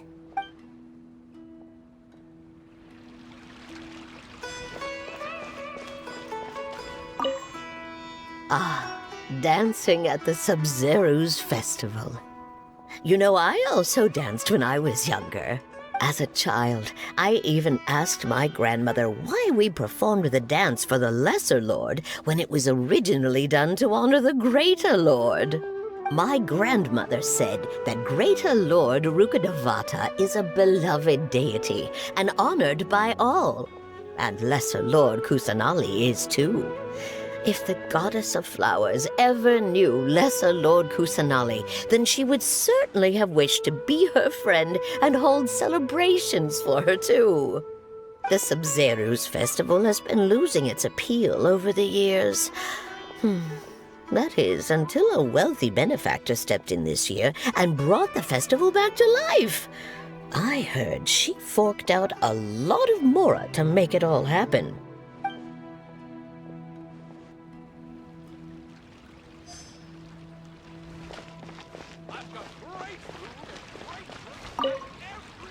Huh. Revamping the stage for the festival couldn't have been easy, that's for sure. I bet this year's festival will be one to remember. I don't know much about the Grand Bazaar, but I do know that the residents here have a penchant for song and dance. Two things that the Academia doesn't particularly approve of. Oh, and the perfume sold around here is a lot better than what you'll find elsewhere. The fragrances are longer lasting and they're gentler on your skin and... I mean, that's what I've heard at least.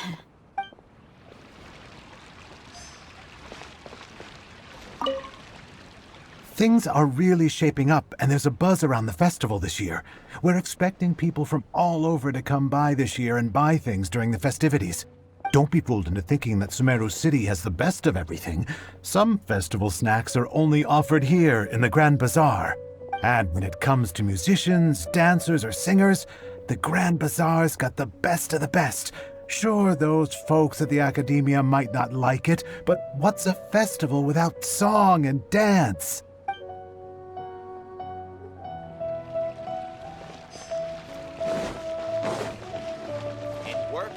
On the stage, one must act with gumption. Nilu, your outfit looks amazing. There's also something different about you from when we first met up. I thought I'd add a little extra pizzazz to my dress for the festival. See? Wow, did you sew all that yourself? Uh-huh. Sewing is a fundamental skill for everyone in the theater company because we make all our own costumes. Did you know that Mr. Zubair not only can make costumes, but props too? I've noticed that you can't keep your eyes off that crown over there. Would you like to try it on?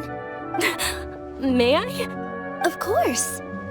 The legends say that the goddess of flowers had beautiful horns on her head, so this crown was made to reflect that. Dunyarzad, you look absolutely stunning with it on. It's like I'm looking at the goddess of flowers herself.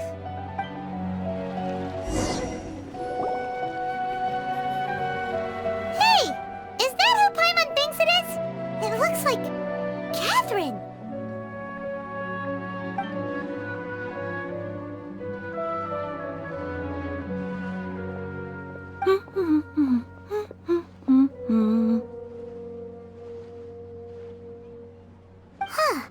Come to think of it, Paimon's only ever seen her behind the counter at the Adventurers Guild. This is the first time we've ever seen her taking a break.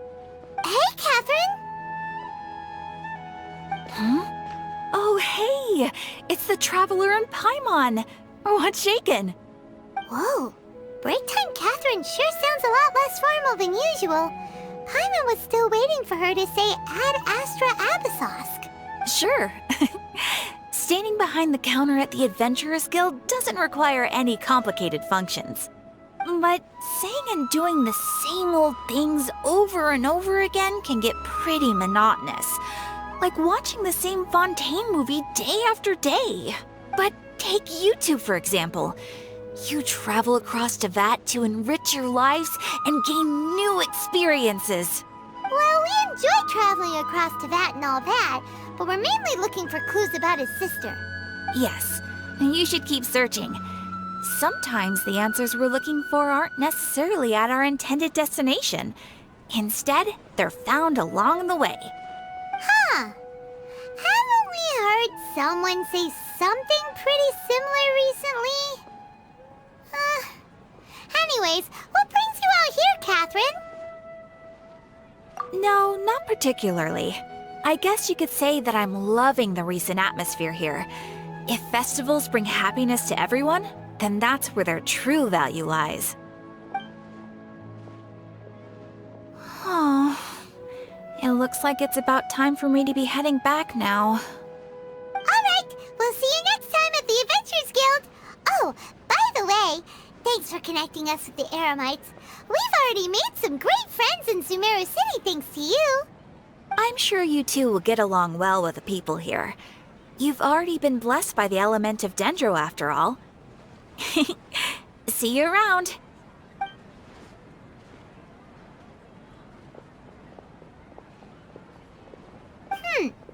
There's something really different about Catherine today. Hey, Traveler. Paimon. Oh, hey, Dia. What's going on? I've got something to tell ya.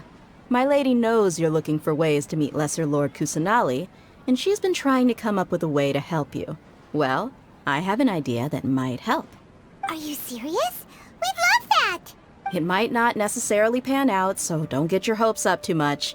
I'll need to take you two somewhere and ask someone some questions. My lady is feeling a little worn out at the moment.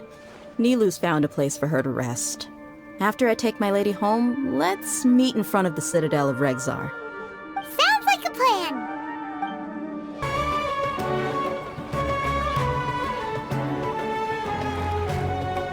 Sorry, I'm late. It took some convincing for the master and mistress to believe that Miss Dunyarzad was only sitting in the port for a while because she was in a bad mood. Anyway, I guess I should be thanking you. I haven't seen Miss Dunyarzad that happy in a long time. If it wasn't for you two, she probably would have been caught and dragged back much earlier.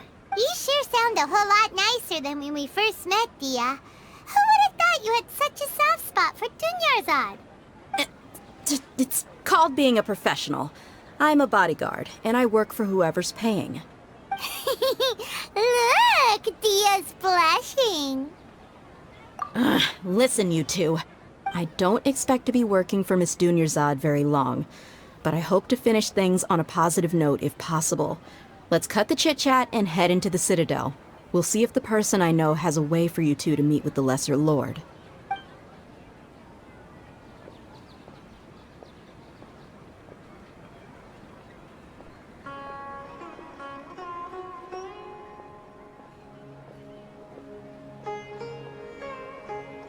Oh, hey, Chief.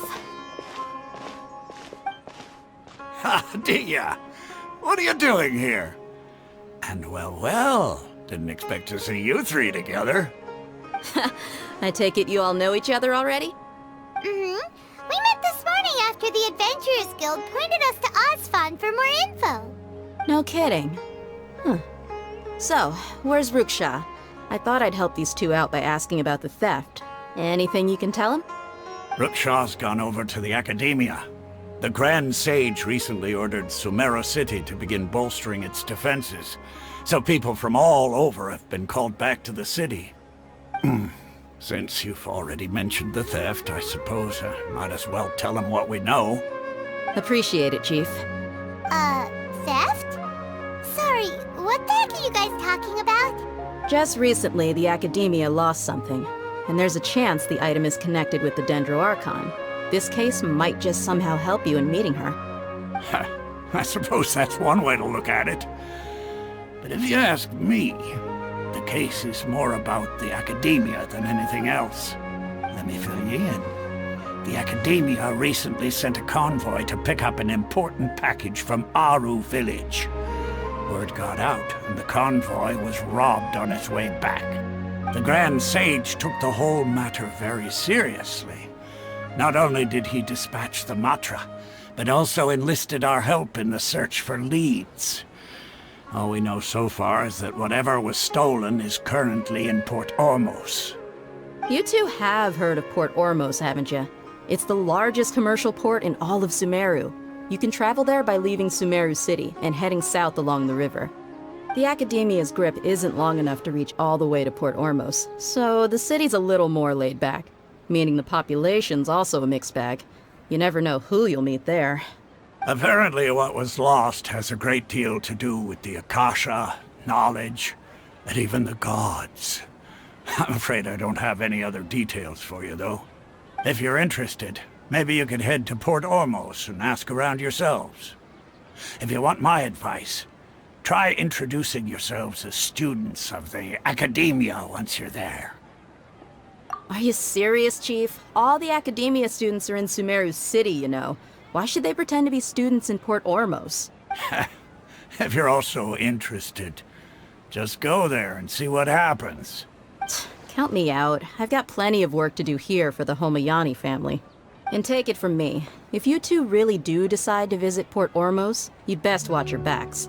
Let's just say that the Eremites there aren't nearly as friendly as those here in Sumeru City.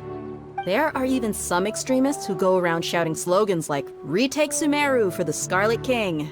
Word is that more and more are joining their movement. They're becoming a real headache for Chief and the others. You bet they are. The Scarlet King's been dead for thousands of years. Now they start spreading rumors of his return. Ridiculous. Not everyone's like you, Chief. Even the desert natives who abandoned their homes in the wilderness still wish to have a god of their own. Well, Traveler, that's about all the information we have for you. Thanks, Dia! And you too, Osfond! Since we've gathered all we could for the moment in Sumeru City, let's head to Port Ormos and see what we can find next. Miss Dunyarzad is looking forward to seeing you both at the Sub-Zeru's festival, so be sure to get yourselves back here in time for that. Good. Then we'll see you both at the Sub-Zeru's festival.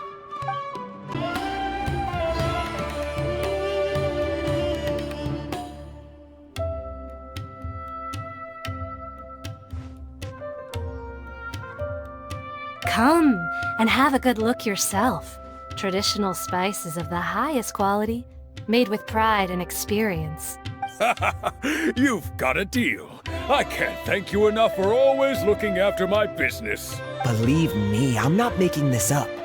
Several Eremite mercenary groups are nearly in open conflict, but does the core of 30 care?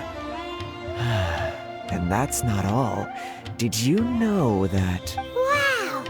Talk about hurly-burly! This place is busy!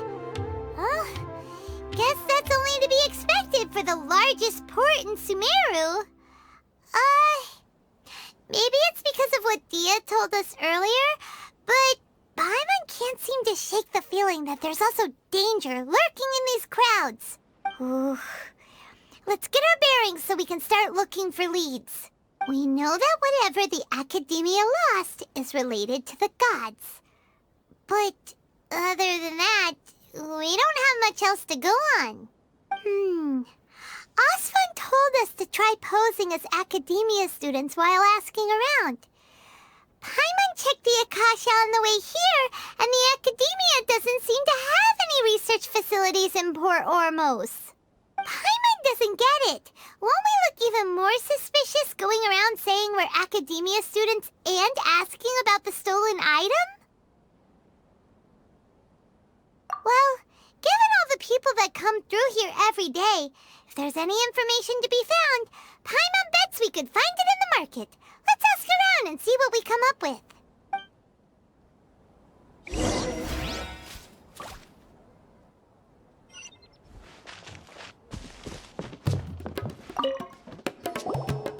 Welcome.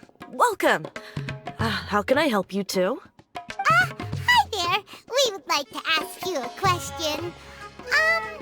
Do students from the Academia ever come to Port Ormos? Of course.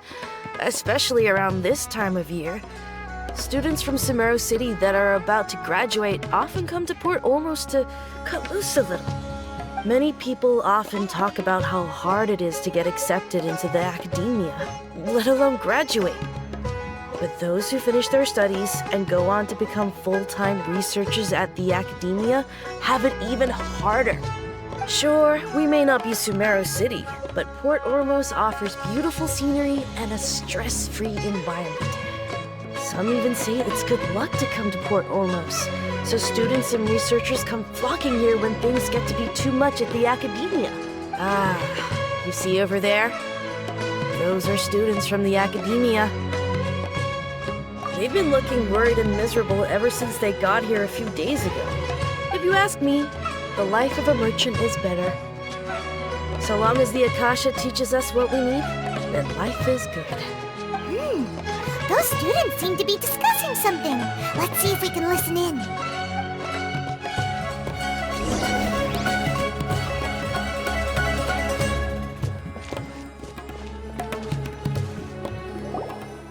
It's no good. I've tried asking around, but I haven't been able to learn anything useful. Not to mention that a bunch of scary-looking Eremite mercenaries have been posted along the streets now. There's been a lot of fighting between the different Eremite factions in Port Ormos. If we choose to move on our own, then it would be wise to steer clear of them. Especially the group that's constantly shouting some stuff about the Scarlet King and some resurrection. I've even heard that the Citadel of Regzar is starting to get fed up with them. What was that group called again? Ein something or other? They're called Ein El Akhmar. Today, I heard that the thing we're after might be in their possession at the moment. Wait, come again?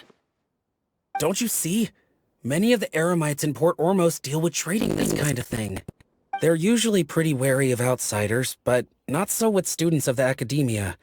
It's because the kind of goods that students are looking for aren't the kind of goods that Eremites are after. As long as they know you're a student, then deals can be made. I've heard that Einalhar likes to set up shop at the Jafar Tavern. Supposedly, if you're willing to part with 500,000 mora, they'll give you info on anything. Wait, did you say 500,000? If information alone costs that much, then how could we ever afford to buy what we're looking for? I guess we might as well give up on trying to graduate this way. I wouldn't worry too much. Our field of research is very niche. Who else could possibly be after that kind of shady knowledge? I bet it's practically worthless to anyone aside from us. Well, I guess that makes sense. Then the only thing left for us is to find a way in. I'm willing to just pool our money together and pay for the information. Did you hear that? I'm going to feel the research and then it all sounds pretty suspicious just on her. Is something that you just buy and tell me about it? So, what's your plan? Wait, just said it. Buy information. Wait, cost us 500,000 mora. Have you lost your mind?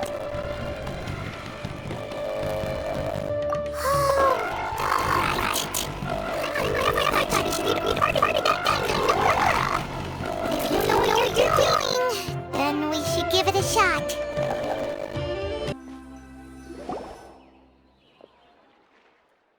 Oh, you've arrived. Please, take a seat. So, they think that they can go toe-to-toe with the boss? Ha! Once we reclaim the power of the Scarlet King, they'll be the first that the boss punishes. They're nothing to be afraid of. Our main rival now is the Caracal Battalion. They've also amassed a significant amount of Mora this time, so we mustn't underestimate them. How can the Caracal Battalion compete with the boss when they're nothing but a bunch of money-grubbing opportunists out for a quick Mora? Yeah, with Boss's fervent devotion, he'll be able to use this power to bring our god back this time. All these guys talk about is the Scarlet King, so they're probably the ones we're looking for. Greater Lord Ruka Devata. That traitor and her followers must not be spared. The day will come when the Scarlet King exacts vengeance on Sumeru, and all of them shall be punished. Yeah, Paimon was wondering what they meant too. We should ask about that if we get the chance later.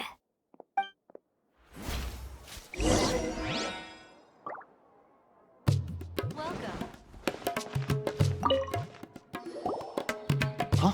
Who are you? What do you want? A traveler?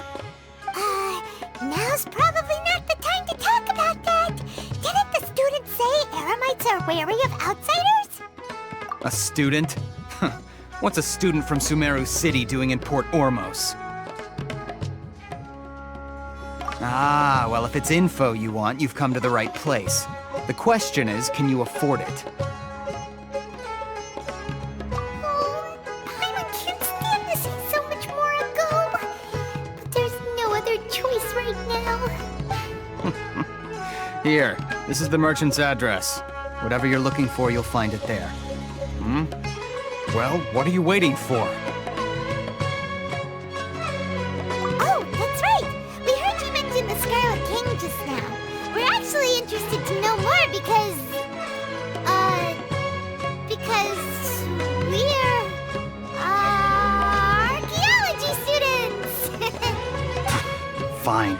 Since you've already handed over the Mora, I guess I can throw in a little extra info. As you can see, members of Ain al-Ahmar are devout believers of the Scarlet King. Years ago, the Scarlet King founded the great desert nation that was our homeland. It was an advanced civilization, far beyond anything you'll see in present-day Sumeru. The Scarlet King was the rightful god of wisdom, but he was betrayed by a companion he trusted. She even stripped him of his title, God of Wisdom. So, you mean the traitor was... Greater Lord Ruka Devata, yes. That shameless wretch destroyed the Scarlet King's civilization, and our ancestors were forced to flee to this land where we were made to suffer the tyranny of our enemies. Furthermore, she conspired with the Academia to cover up the truth of her actions, and create the merciful and benevolent facade for which she is now known. Ugh, just thinking about it sickens me. But the story doesn't end there, oh no. The Scarlet King isn't truly dead. The voice of the Oracle has been heard in the desert, prophesying his resurrection. Mark my words, our god shall return. And when that day comes, all followers of the traitor and all the desert dwellers who have forgotten their true god will suffer retribution together. If what I'm saying makes you shiver with fear, it might not be too late for you to become a believer of the Scarlet King. I don't have anything to say to you Academia people about that. I think this conversation has reached its end. Not just yet. This man is a fraud. Huh? You again? Deranged Academia lunatic. Yes, it's me again. I already warned you that if you weren't willing to sit and discuss things with me, I'd take measures to make things uncomfortable for you. Listen to me. That address he gave you is fake. Or at least, you won't find a merchant waiting for you there. This group has been boasting all around that they can provide information on a certain item as a means of luring people into their territory. Once you show up, they keep up the act until they have hard evidence that you want to purchase said item. Then they use that to squeeze you for all the mora you're worth. Hey! Shut it, Alhaitham! What are you playing at, trying to ruin our business like this, I told you the other day. I wish to discuss my terms with your boss. Ha! The boss made it perfectly clear that he won't negotiate with you. Yes, and in no uncertain terms. But that was then. It does not preclude him from changing his mind in the future. I'm warning you. Don't push us, or this could get ugly. We don't usually get rough with people from the Academia because it just complicates things. For a lunatic like you, though, we might just have to make an exception.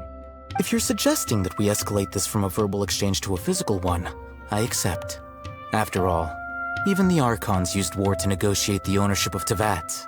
If, on the other hand, we can't agree on any means of negotiation at all, then I'm afraid my next course of action will sting a little more than the mere falling through of a few business deals. I will jeopardize the Eremite's reputation, which I know you value above all else. I am quite confident that if I began to take such action, your boss would willingly approach me himself. However, I fear that by then, some things will have happened that cannot be undone. Also, a word of advice. I suggest you tell your boss exactly what happened here today. Otherwise, he might blame you for not telling him in the future. What did you say? Consider this. Have I ever failed to follow through on my word in the past? This guy is really out of his mind. Okay then. If you really have a death wish, let's meet a week from today. The pier in front of the Pharos Lighthouse, 4 o'clock in the afternoon, sharp. Don't expect us to hold back. Not so fast. First, you return the 500,000 mora to them.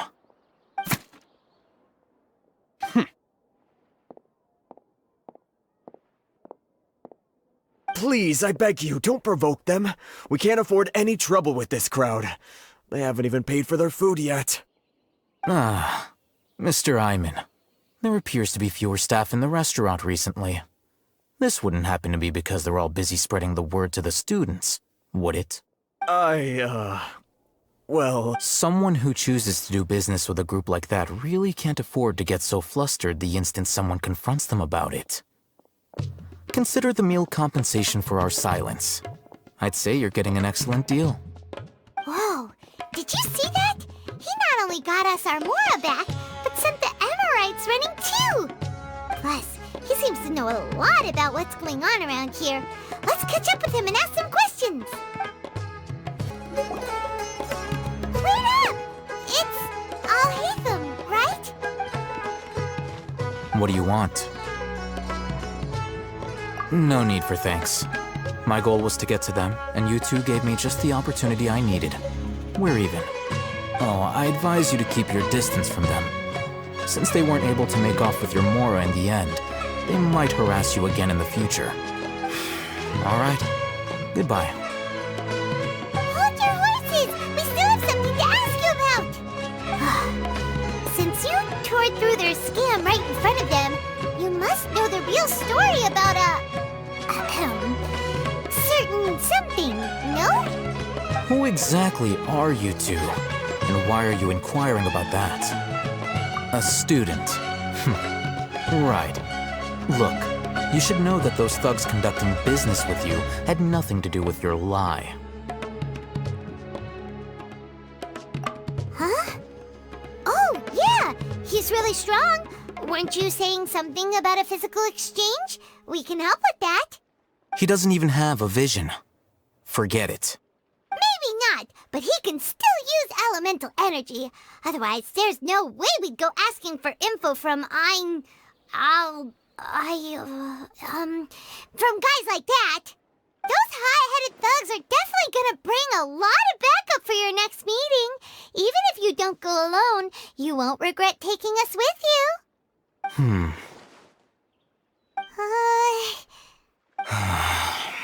All right, I accept. Got a pen and paper? If you're searching for someone who sells that kind of merchandise, I'll give you one of their addresses, and you can try your luck. We'll reconvene at the appointed time by the pier. It doesn't matter if you show up or not. So, since you were happy to give us this merchant's information, does that mean you can tell us exactly what we're after? You were willing to part with 500,000 Mora for something and you didn't even know what it was? Okay. Well, if you truly are as skilled as you claim, then you can beat the answer out of them when they become hostile. Look, if you've been making inquiries, then you have to know something by now. Tell me what you know so far, so I don't waste time repeating information. We know it's connected to the academia somehow, and that not only do the Eremites deal in it, but some students want to get a hold of it too. What else? You know almost everything there is to know, but you're unable to compile this information because you've never seen the object before. This is what you've been looking for. Paimon can't tell what it is.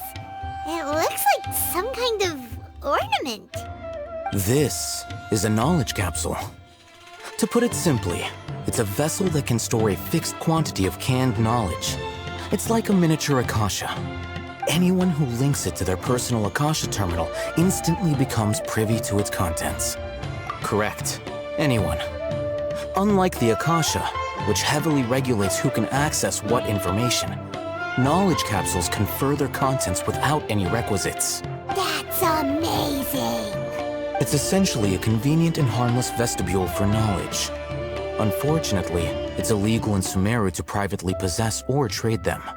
They were created as a means for scholars to transfer knowledge gained from Irminsul into the Akasha, and are intended to be destroyed immediately after use. But despite strict regulations, some of these knowledge capsules will always escape destruction. After all, there will always be those in this world who are dissatisfied with life as designed for them by the Akasha and wish to change their fate. Over the past century, a wide variety of canned knowledge has been leaked from the academia. Now, in Port Ormos, the valuable ones are a means to Mora for the Eremites. Meanwhile, those which the Eremites deem to be useless to them occasionally prove useful to the common citizens and hapless academia students. Well, I think that about sums it up. Oh, so that's your true objective. With our current arrangement, I don't believe I can offer an answer. You're still resolved. Fine. Let's talk somewhere with fewer people. Let's continue our conversation here. If you wish to learn more about the knowledge capsule that the Academia lost, then you must help me with something. I need you to find someone named Dory, a traveling merchant. Unlike the peddlers who hawk inferior knowledge capsules, she often has quality goods in stock. Some say that as long as there is profit to be made, there is nothing she won't dare to sell. She's guarded against people from the academia because most of her wares don't comply with academia regulations. I think she blacklisted me.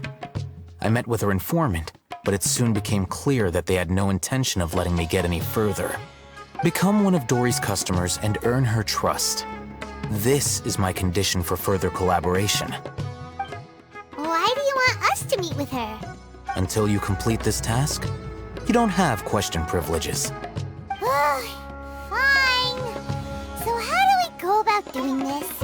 You two are outlanders who haven't been here for long, so Dory should view you as safe clients.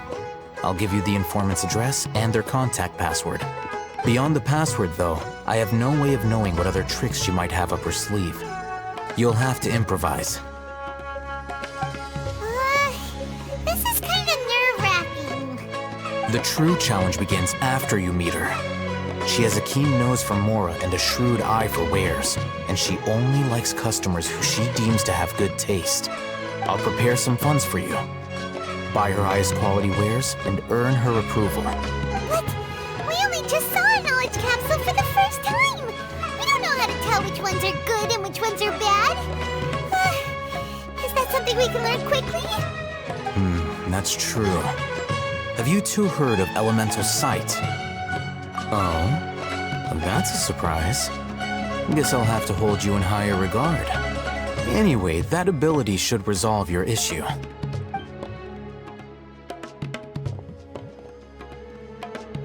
Here are 2 knowledge capsules. Tell me, can you detect any difference in their quality?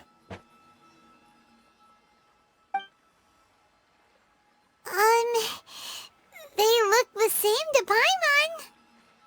Try inspecting them with elemental sight. How'd it go? Did you see anything? Rumor has it that higher quality knowledge capsules generally appear brighter when viewed through elemental sight. That's because knowledge originates from Irminsul, the root of Dendro power itself. The more powerful the knowledge, the richer it is in Dendro energy. However, some canned knowledge with a high concentration of elemental energy is of little use in contemporary times, so those capsules are of little value.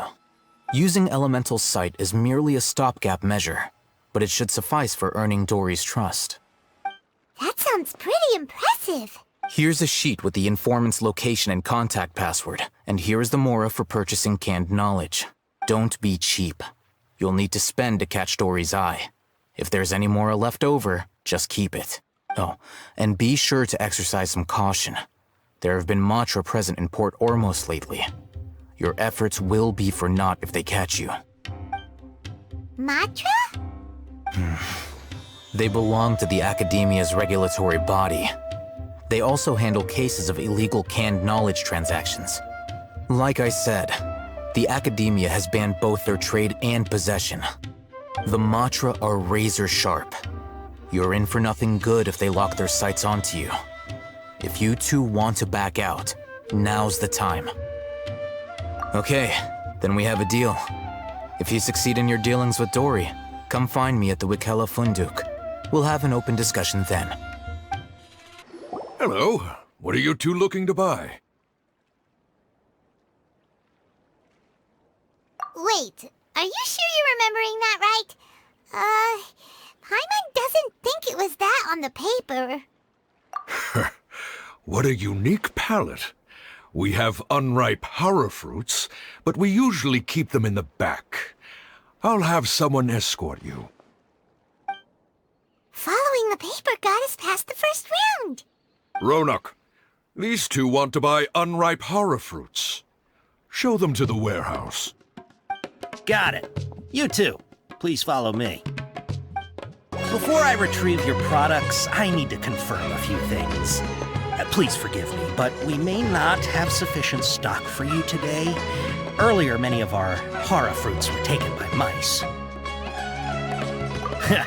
Thanks. If better goods come in, you'll be the first to know. You look like you have some skill. Why don't I pick out some fruits that'll make you dizzy? Yep, that's the right answer. But eating hara fruit that makes your head and ears ring sounds like a bad life decision. Would you like your horror fruits to be packaged in the Sumeru City or Port Ormos style? Wow, you two sure are generous customers.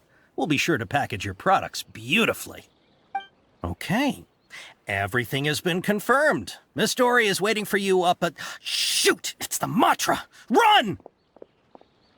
What? The Matra? Where? Oh, Hatham said we're done for if they catch us. We gotta get out of here. Here, over here. You can stop running now.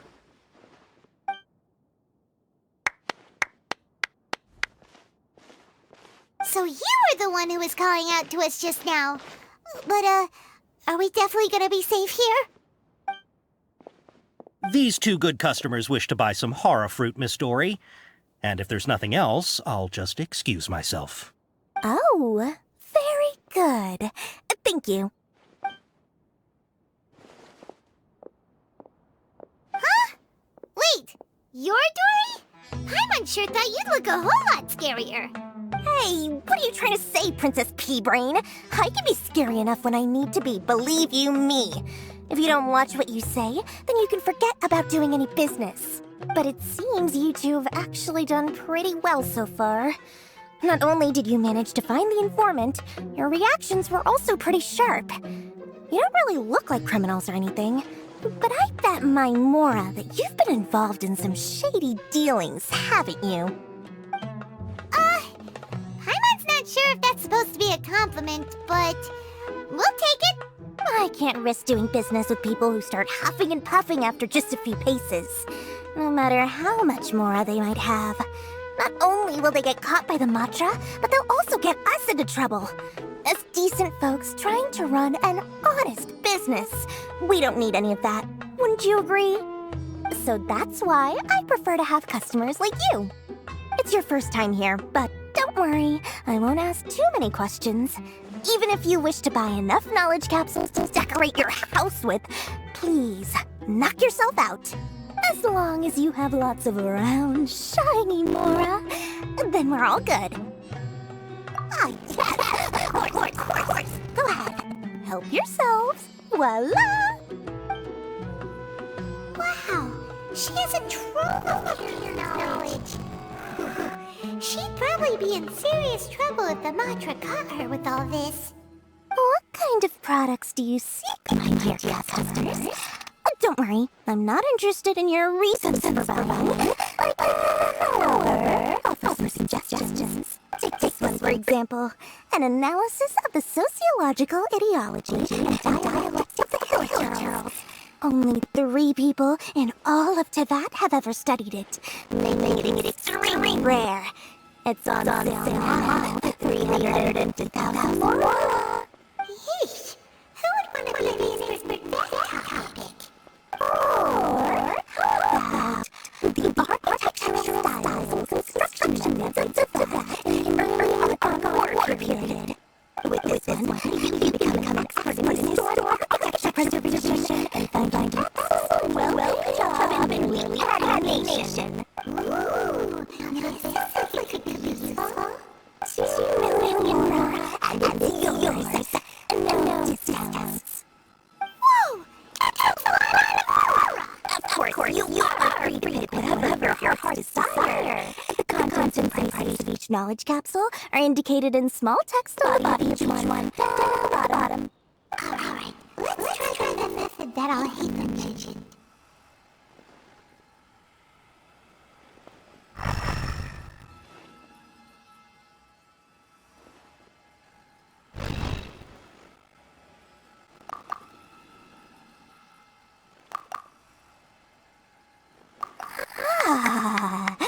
You've really got a good head on your shoulders, and quite the high quality. We'll take these. Please and thank you. My oh my, you are blessed with a taste for both the exquisite and the extravagant. Customers like you are a rare breed. 1 in 100. No, 1 in 1,000 even. Listen, I have a special offer for you two. If you spend just 100,000 more and more, you can pick any knowledge capsule of your choice up to a value of 1 million, Mora. Say what now? Hey, did you hear that? Spend another 100K and we get a capsule worth a whole million! But all the canned knowledge we just bought is easily worth 500,000 Mora. If we spend just a little more, we can get something worth 1 million Mora. Isn't that a fantastic deal? Think about it. We've gone to all this trouble to get this canned knowledge. And so far, everything we bought belongs to Alhaitham. Aren't you even the least bit curious about how this whole canned knowledge thing works? We're talking instant knowledge here. Don't you want to try it yourself? Come on, come on! We still have around 100,000 of Alhaitham's Mora left, so let's put it to good use by finding something useful for you. Ahem! You've got a deal, Dory! We'd like to spend an extra 100,000 Mora. Excellent! Then please, select from this fine collection of canned knowledge over here. Hold on a second. Paimon thought we could choose whatever we wanted. Why can't we choose the ones from over there? Oh, but my dear customer, the knowledge capsules over here are worth 1 million Mora each.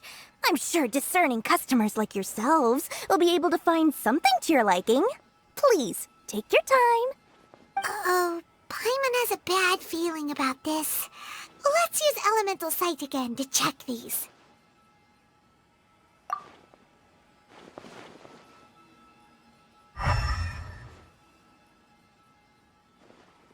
So, what did you see? So, they're all worth about the same amount? Well, anyway, the Mora's already been spent, so let's at least try to find something useful. Let Paimon take a look here. An introduction to traditional Sumeru brewing techniques, the art of growing spices, an overview of ancient runes. Oh, how about this one? Sword Fighting Techniques 8. Not sure we'd ever find volumes 1 through 7, but at least this knowledge should be useful, right? Let's go with this one. Dory, we'll take this one. All right, very good. I'm expecting some new goods in the next couple days, so be sure to check back again soon. Whether it's canned knowledge or anything else you need, bring your Mora to Dory and doors will open. Ha, you two made it. And from the looks on your faces, you were successful. Whoa, there's so many people from the academia here. Why would you pick this place as our meetup spot? Well, Wikela Funduk is under the Academia's control, so naturally the Academia has people working here. I came to Port Ormos under the pretense of conducting official business. You're a pretty daring guy. Relax. No one here is interested in anything we say, and the Matcha won't come here. Okay now, tell me how your encounter with Dory went. Okay, we did what you asked. So, can you tell us about the knowledge capsule that the Academia lost now? Before that, I have to ask. Why are you two so intent on tracking it down? You don't have to answer, of course. Yeah, he just wants to meet the God of Wisdom and ask her about something important. We've been in Sumeru for a while now, but we still haven't found a way. When we heard that the Academia had lost something that might be related to the gods, we came here in case it turned out to be our lucky break. In that case, you're on the right track. A short while ago, the Academia lost a knowledge capsule in the desert. It's supposedly a divine knowledge capsule. Use it, and you'll gain the wisdom of the gods. Wow, there's really such a thing as that? Hey, if we find it, do you think we could learn how to meet the Dendro Archon? Ooh, or how to find your sister? I highly doubt it has any mystical properties, but it does indeed exist. And it's right here, in Port Ormos. So, where exactly? That's what we need to find out next. I won't deny that. I am investigating because I'm curious as to what the divine knowledge capsule truly is. As you know, the Eremites in Port Ormos also have their eyes on it. It is an extremely precious item. The knowledge contained within may bring great power or wealth to whoever has it in their possession. Several brigades have been vying for ownership of it as of late, but there is still no victor. My personal finances and connections cannot compete with those of the Eremites. After attempting various methods, I finally managed to reach a tentative agreement with several brigades. I agreed to forego ownership of the Divine Knowledge Capsule in exchange for the opportunity to study it. After all, there's no harm in understanding what it is. However, there are those who are less amenable to negotiation, such as those from Ain al-Ahmar. They adamantly believe that the Divine Knowledge Capsule contains the Scarlet King's power, and that he will return to this world when they obtain it.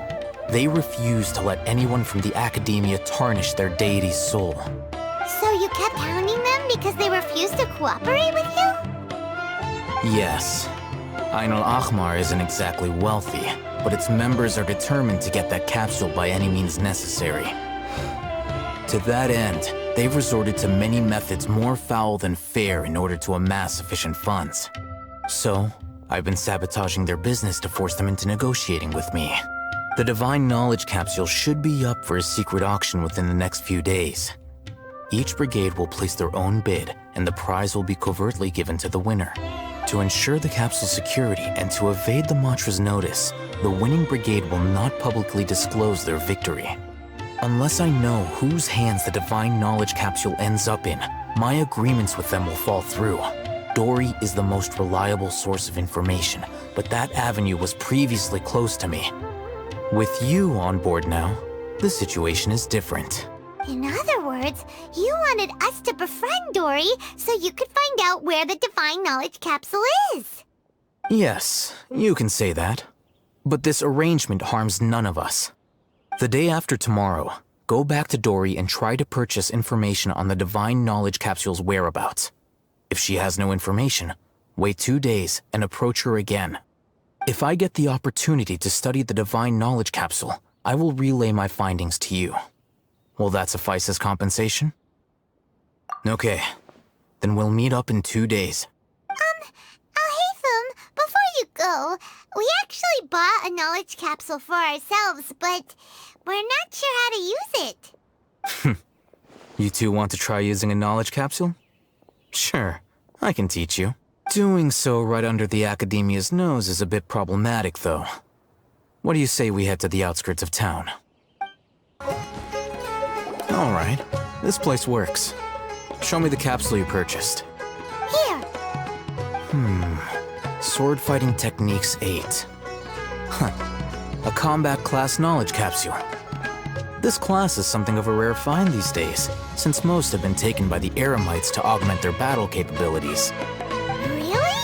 Yeah, what a great buy! If you want to determine the efficacy of this capsule, I can evaluate your combat ability. However, effects will likely be minimal if you already possess a high amount of strength.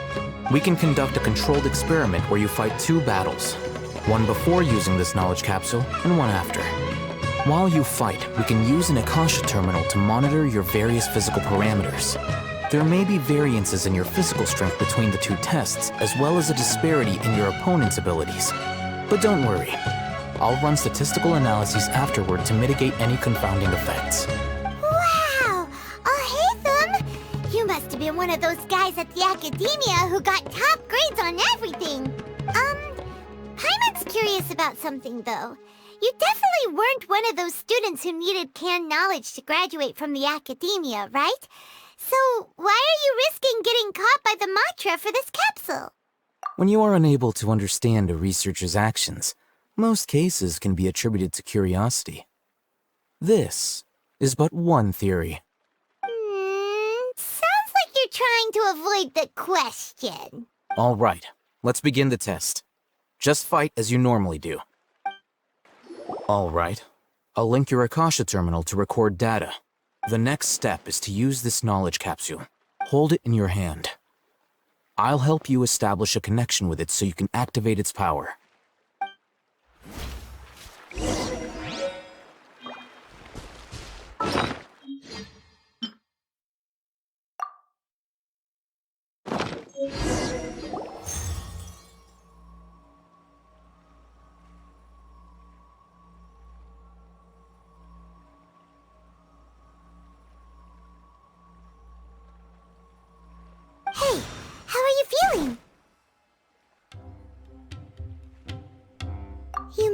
worked? All right. Time for round 2. Fight with the same composure as before. Now, I'll start recording data again. Alhaitham, how's it going? Well, the knowledge capsule you purchased did improve his combat capability. During the second fight, his overall fighting performance increased by 0.073%. Wait, how much?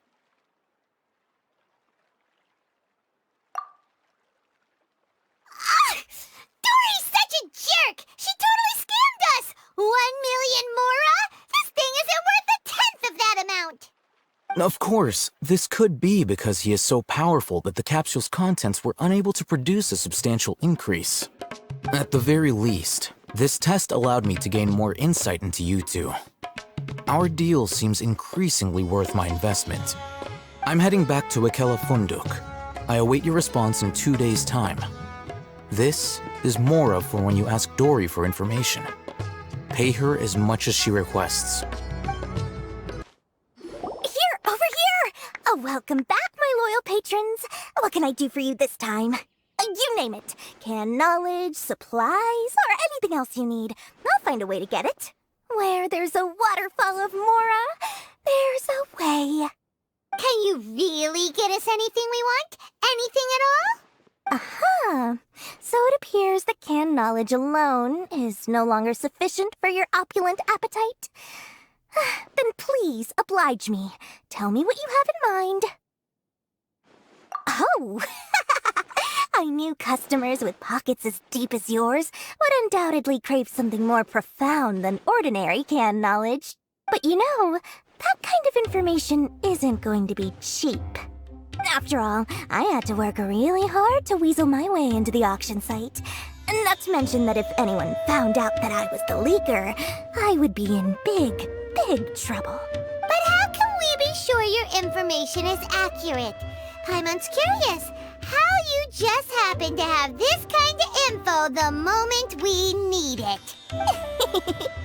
Because to me, anything of value is what I consider to be my supply.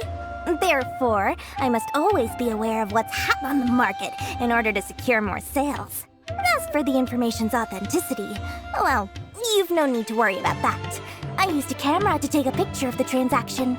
That way, no one can dispute it. It's always a pleasure doing business with such sterling patrons.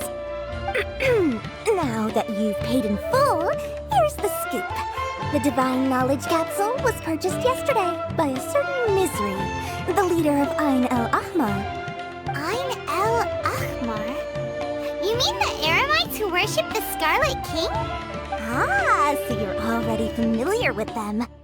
The group has done everything in their power to obtain the Divine Knowledge Capsule. After all, they believe it contains the power of the Scarlet King. That Divine Knowledge Capsule is unlike any other canned knowledge I've seen before. It was glowing bright red. The capsule is clearly visible in the picture I took. You can look for yourself. Thanks for the info, Dory.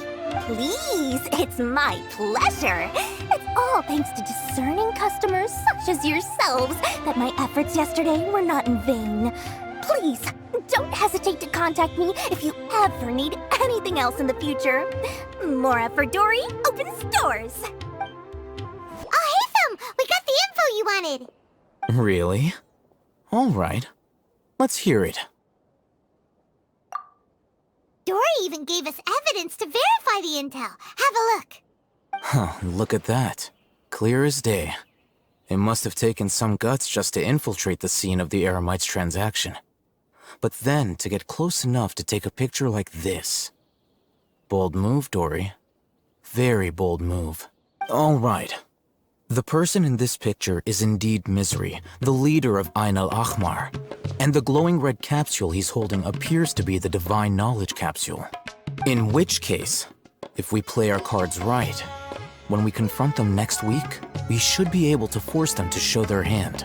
At first, Paimon didn't get why you were provoking these Ain el-Ahmar guys. But now, it sort of makes sense. Everything's playing right into your hands. After we defeat them, we can finally have a serious talk with their boss and get them to lend us the Divine Knowledge Capsule. Thank you for your time and efforts. Take a few days off while I make some preparations. Let's meet up again on the afternoon of the arranged date, 3 o'clock sharp. See you then.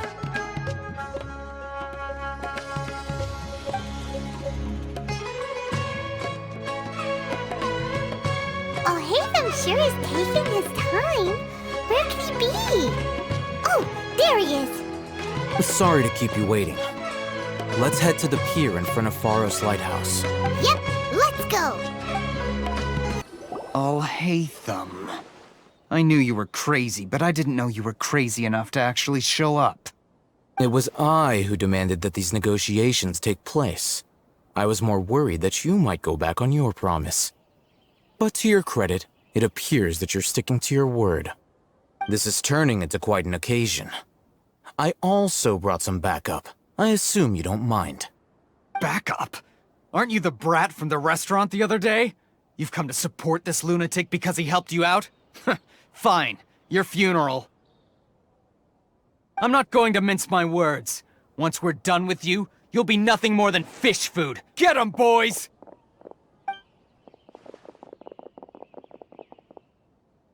Uh-oh, here they come. Good luck, you two.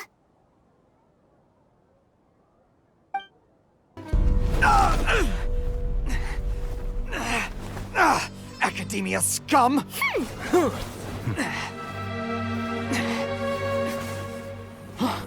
Boss! Finally!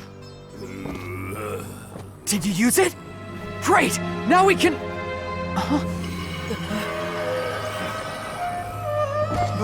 Boss? Boss!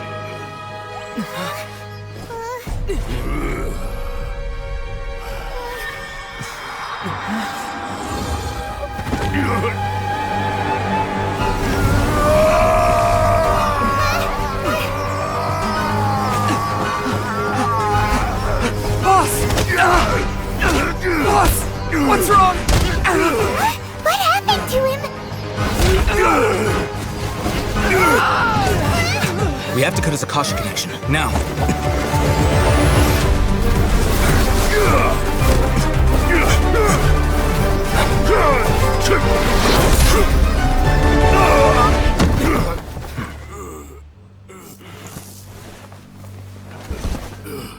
Target acquired! Arrest him!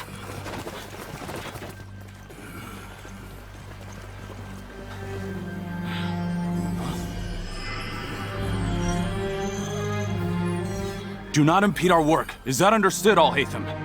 Of course. I was only trying to help. Take him away!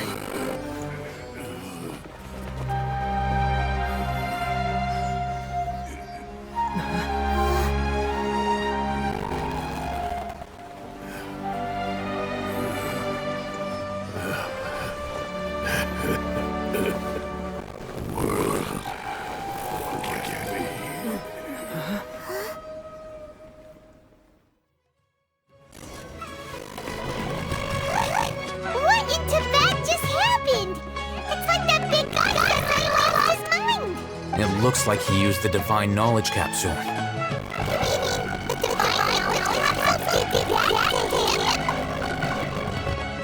Oh, yeah. You mean some researchers will claim they're gonna get all fermental? I've heard of numerous incidents of researchers in Satyabhama going insane.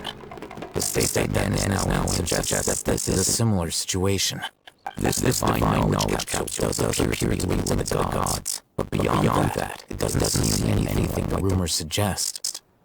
Possessing it does grant you divine wisdom or power. Did you hear what he said? World, forget me. What could that possibly mean? Took him away! And that's the Academia got the Divine Knowledge Capsule back too! What a shame! We're so close! Still, Paimon didn't expect the Divine Knowledge Capsule would be so dangerous. Imagine if we tried to open it. Who knows what would have happened to us? As things stand, there is no reason for me to remain in Port Ormos. I believe our collaboration has also reached its end. Oh, we were so busy trying to find the Divine Knowledge Capsule that Paimon forgot to ask something. Since you're a member of the Academia, do you have any idea how we could go about meeting Lesser Lord Kusanali? Truthfully, I don't. Lesser Lord Kusanali appears to exist outside of Sumeru's entire administration. Most of the time, you wouldn't know she exists at all. Moreover, since the Academia possesses the Akasha, a symbol of our deity's wisdom, scholars have no reason to desire to make contact with the deity herself anyway. Everything about Lesser Lord Kusanali is such a mystery! I'm heading back to the Academia. How about you two? It's almost the day of the Sub-Zero's festival. Maybe we should head back too. We've been rushed off our feet over the past few days, so maybe a little rest and relaxation will do us good. Then we'll part ways here, Alhaitham, until we meet again.